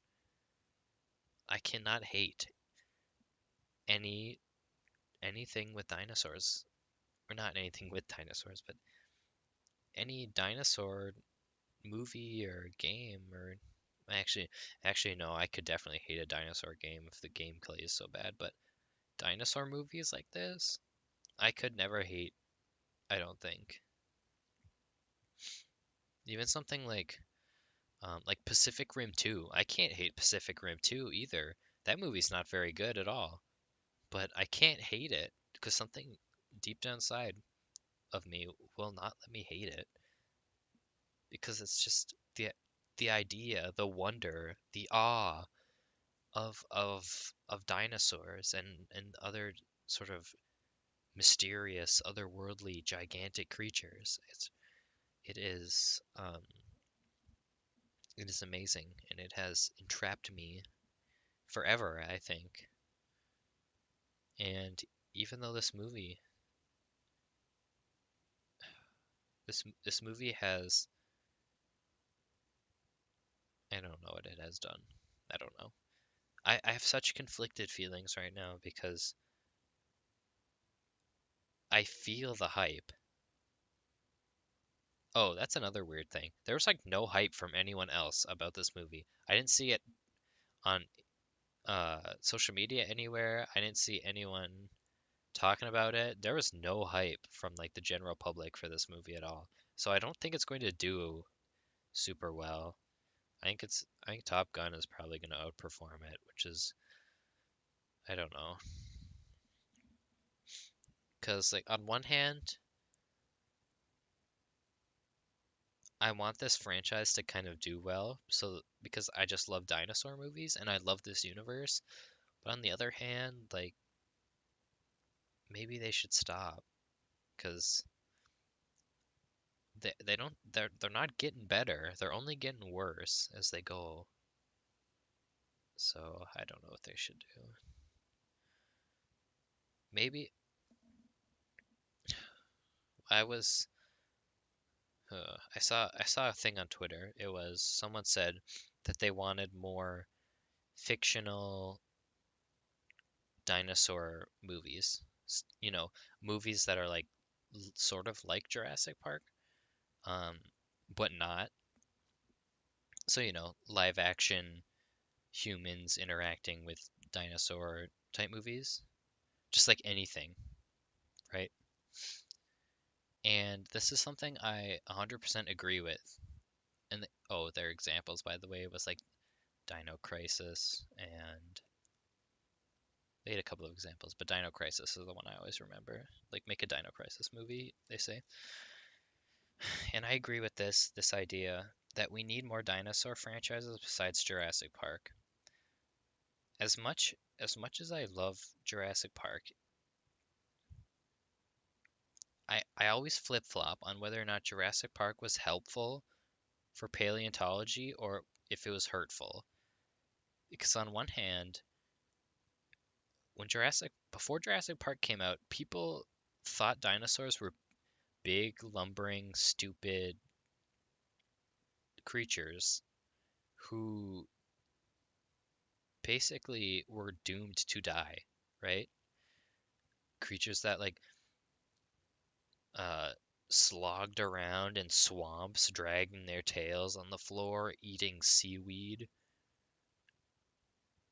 When when Jurassic Park came out, the general public was that was the first time the general public saw what a real dinosaur, sort of like a sort of real, okay, a sort of real dinosaur looked and acted like, you know, active creatures, bird-like creatures, intelligent creatures. That was the first time most of the general public had any clue that happened. And paleontologists skyrocketed. Like paleontology skyrocketed, of course, after that movie. Um, so in that aspect, Jurassic Park has done infinitely great things for the field of paleontology. But at the same time, everything it's like when people think of dinosaurs or paleontology, now they only think of Jurassic Park. Anything dinosaur related instantly gets compared to Jurassic Park, including actual dinosaur bones. I I saw a an article. I didn't read it because I didn't care, but the article title was like, um, let's see what was happening. Basically they were like auctioning off a velociraptor skeleton to a museum, or like, you know, a museum auction happens, you know. Highest bidding museum gets the skeleton. And in the headline of the article, it had to reference Jurassic Park. Every single article, every single, you know, anything dinosaur related always feels the need to reference Jurassic Park as if Jurassic Park invented the dinosaur. And, you know, I would absolutely love if a new dinosaur franchise came out that wasn't Jurassic Park. But I know for a fact that as soon as any dinosaur related movie releases, the general public will all unanimously label it a Jurassic Park copycat. Like 100% guarantee it. I mean, there's literally evidence for it. Look at Pokemon, right? Did not invent the creature collecting genre. It was just the first one to do it and make it really popular. The first one to like perfect the formula, right? And there are games that are barely anything like Pokemon, but they all get labeled Pokemon clones. Dude, Fossil Fighters? Okay, someone out there has played Fossil Fighters. Fossil Fighters, the first two Fossil Fighters games are magnificent. The only thing they have in common with Pokemon is that you battle using creatures. That is it. That's the only difference, or that's the only similarity. And yet, every single review you will ever find for any of the Fossil Fighters games always mentions Pokemon.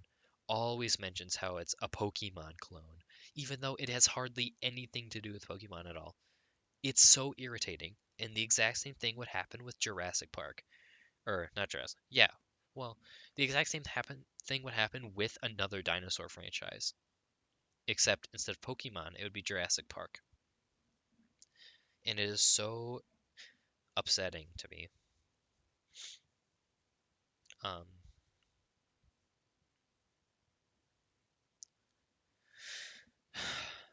yeah. I also watched recently, although I guess it was like a month ago, Prehistoric Planet on Apple TV Plus, and I liked that quite a lot. I thought that was very good. This is I'm just talking about anything dinosaur related now. I am like seemingly everyone, Walking with Dinosaurs, I think is the greatest documentary just period ever. Sure, a lot of the science doesn't hold up nowadays, but I think something Walking with Dinosaurs is like captivating to this day. I watch it and I'm like, this is this is magnificent. This is amazing. It has that same feeling of Jurassic Park. It has that same feeling. Um, I don't know how they did it. I don't have a clue how they did it. The special effects in Walking with Dinosaurs look better than the special effects in Jurassic World Dominion. I'll say that. They look more realistic. Um, anyway, Prehistoric Planet is not Walking with Dinosaurs. Prehistoric Planet is um, significantly worse. Not in terms of like scientific accuracy, obviously it's much better, at least currently. But I think in terms of directing, cinematography, music,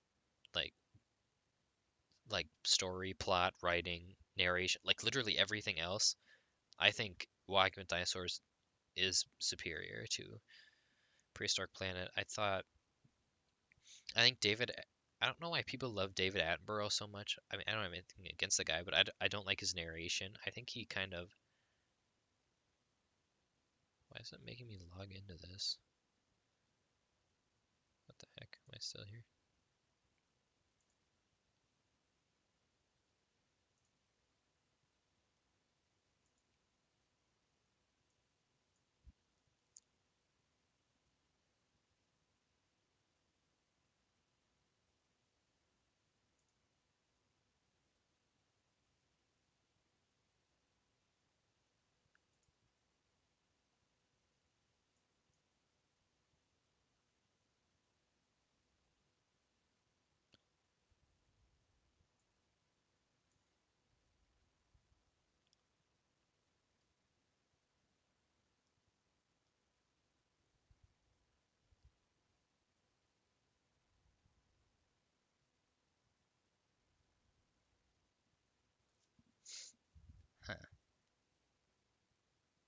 Okay, I guess I am still here. I don't know why that made me log in.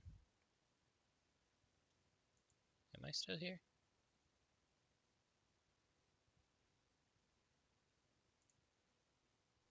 I think I must be. I think I must be. Alright, here we go. I mean, if I'm not, I'm already done talking about Jurassic World, so that's like what this video is actually about. I'm just talking about anything now. Um, prehistoric, yeah, David Attenborough's narration, I don't like it at all. I don't like it at all. I think he has a very, I don't know, just like his voice. It's hard to for me. It's hard to understand. First of all, what he's saying is it feels like he's not very articulate. He's not. Oh, that's what I'm looking for. Exactly, articulate. He's not articulate in the slightest. Not at all. He speaks in like clouds, like puffy clouds come out of his mouth when he speaks. Whereas Kenneth, okay, so Kenneth Kenneth Branagh in Walking with Dinosaurs, in his narration is it's so precise, it's so articulate. Everything. Whenever he says a dinosaur name, like I know exactly what he's saying. When David Attenborough says a dinosaur name, I hear gobbledygook because he's just cannot. He speaks and like cotton balls fly out of his mouth, right? I cannot understand what he's saying half the time. Second issue with the narration. Not very much information is actually conveyed through the narration. This is a problem. These are the two big problems with Prehistoric Planet, right? The narration, first of all, like David's voice and pronunciation is really bad. Well, his voice is not bad, but his pronunciation is bad. Um, and or not pronounce. Yes, all pronunciation and also enunciation is quite poor. And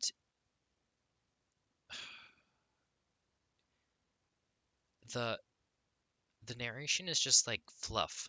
It feels like fluff. It feels like nothing he's saying actually is important, if you catch my drift here. Like, not a lot of actual information is being conveyed through the narration, which, again, I remember because I watched Prehistoric Planet and I thought these things. I'm like, am I just looking at Walking with Dinosaurs through rose-tinted glasses? I'm gonna go back and watch Walking with Dinosaurs because what if it's exactly like this? But no, Walking with Dinosaurs holds up perfectly. Like, narration is precise, concise, it's informative, it's brilliant, it's amazing. Um, Prehistoric Planet, not quite. In fact, not at all. Second problem with Prehistoric Planet, second big issue, is the structure is remarkably confusing. the Each of the 5 episodes is just like titled after a biome. So there's like coasts, deserts, I think one of them is called tundra, yeah, and forests. And then there's another one I don't remember the name of. Um, and taking instead of doing what Walking with Dinosaurs did, which is focusing on one area and seeing how that like changed over time. Like what is Walking Dinosaurs focuses on. Let's take Time of Titans. That's the one. That's the most famous Walking with Dinosaurs episode. Time of Titans. That's the one takes place in North America during the Jurassic period. And the main dinosaurs you see are Diplodocus, baby Diplodocus, Brachiosaurus, Allosaurus, Stegosaurus, um, Ornitholestes is in there, and I think there's a couple more, right? Like I think Hypsilophodon or something's in there too. One of those small sort of, maybe it's Dryosaurus, I don't remember. Um, Anyway, it doesn't jump around. You stay at this area in this time period with these dinosaurs. You see how they interact with each other, how time and changes in their environment like alter their behavior. You see all this, and it's because the setting remains consistent. It's easy and efficient. It's easy to process, right? And it sort of gives that sort of story quality, even though the story isn't really actually happening. Since you're watching the same animals, it almost has the impression of a story, like plot points in a story. In Prehistoric Planet, for example, deserts, the episode does not take I think it starts in Mongolia, which makes sense, of course. Mongolia is incredibly fossil rich and also a very ginormous desert, so it makes sense. Um, Starts in Mongolia, I think, but then instead of staying in Mongolia, it goes all over the place. It goes to all over to completely different places on the planet, and it's almost disorienting because you'll see one thing and then without at first I didn't even realize it was happening. I was like, wait a minute, are we in the same place? Because I don't know, it's so weird. I need to watch Prehistoric Planet again. I've only seen it one time through, and I need to watch it again. And I don't know if that's an issue with the the actual like series being um so like fluff filled that I just don't remember anything because it's like nothing information being thrown at me, or if that's a fault that like okay, I had COVID when I watched them. That's um is that a fault of me having like COVID brain, right? I just can't remember them. I don't know. But I guess that was my short review for Prehistoric Planet. I've seen kind of negative on it, but I actually do really really like it. I give it like an 8 out of 10. I really like Prehistoric Planet, and I think even if I didn't like it, even if say the narration was so awful that it like completely took me out of it and I didn't like it at all, I think Prehistoric Planet is um, a very good sign of things to come. I think it should be supported. I'm glad to see the support it's getting. I'm glad to see that it's getting such high critical acclaim. Um, because we need more documentaries in that walking with style, and we need more dinosaurs in the mainstream because without them, people only think of Jurassic Park, and I feel I've made it obvious in the past almost 3.5 hours here that I have a complete and utter infatuation with Jurassic Park. But even then, that can't be all the public knows about dinosaurs because they'll never because it's not real. Well, I know it's not. Of course, it's not real, but it's yeah, it's Jurassic Park. Alan Grant said it best. They were not dinosaurs. They were genetically engineered theme park monsters. Um, yeah, Jurassic World Dominion. Getting back on topic here. Jurassic World Dominion is a disappointment. It's a letdown. It is soul crushing, but I cannot hate it. I cannot bring myself to hate it, and I, in fact, thoroughly enjoyed myself watching it, even if I was epically trolled. Um, I'm gonna give Jurassic World Dominion a 6 out of 10, aka a 3 out of 5 stars, aka 60%, aka whatever metric you use to review things. I don't know. Should you go see it? I guess you can if you want. You're not missing out on a masterpiece or anything. It's just a dinosaur movie. An exceptionally silly, ridiculous dinosaur movie. Um, yeah, bye. I guess I'm gonna end the stream here. See ya.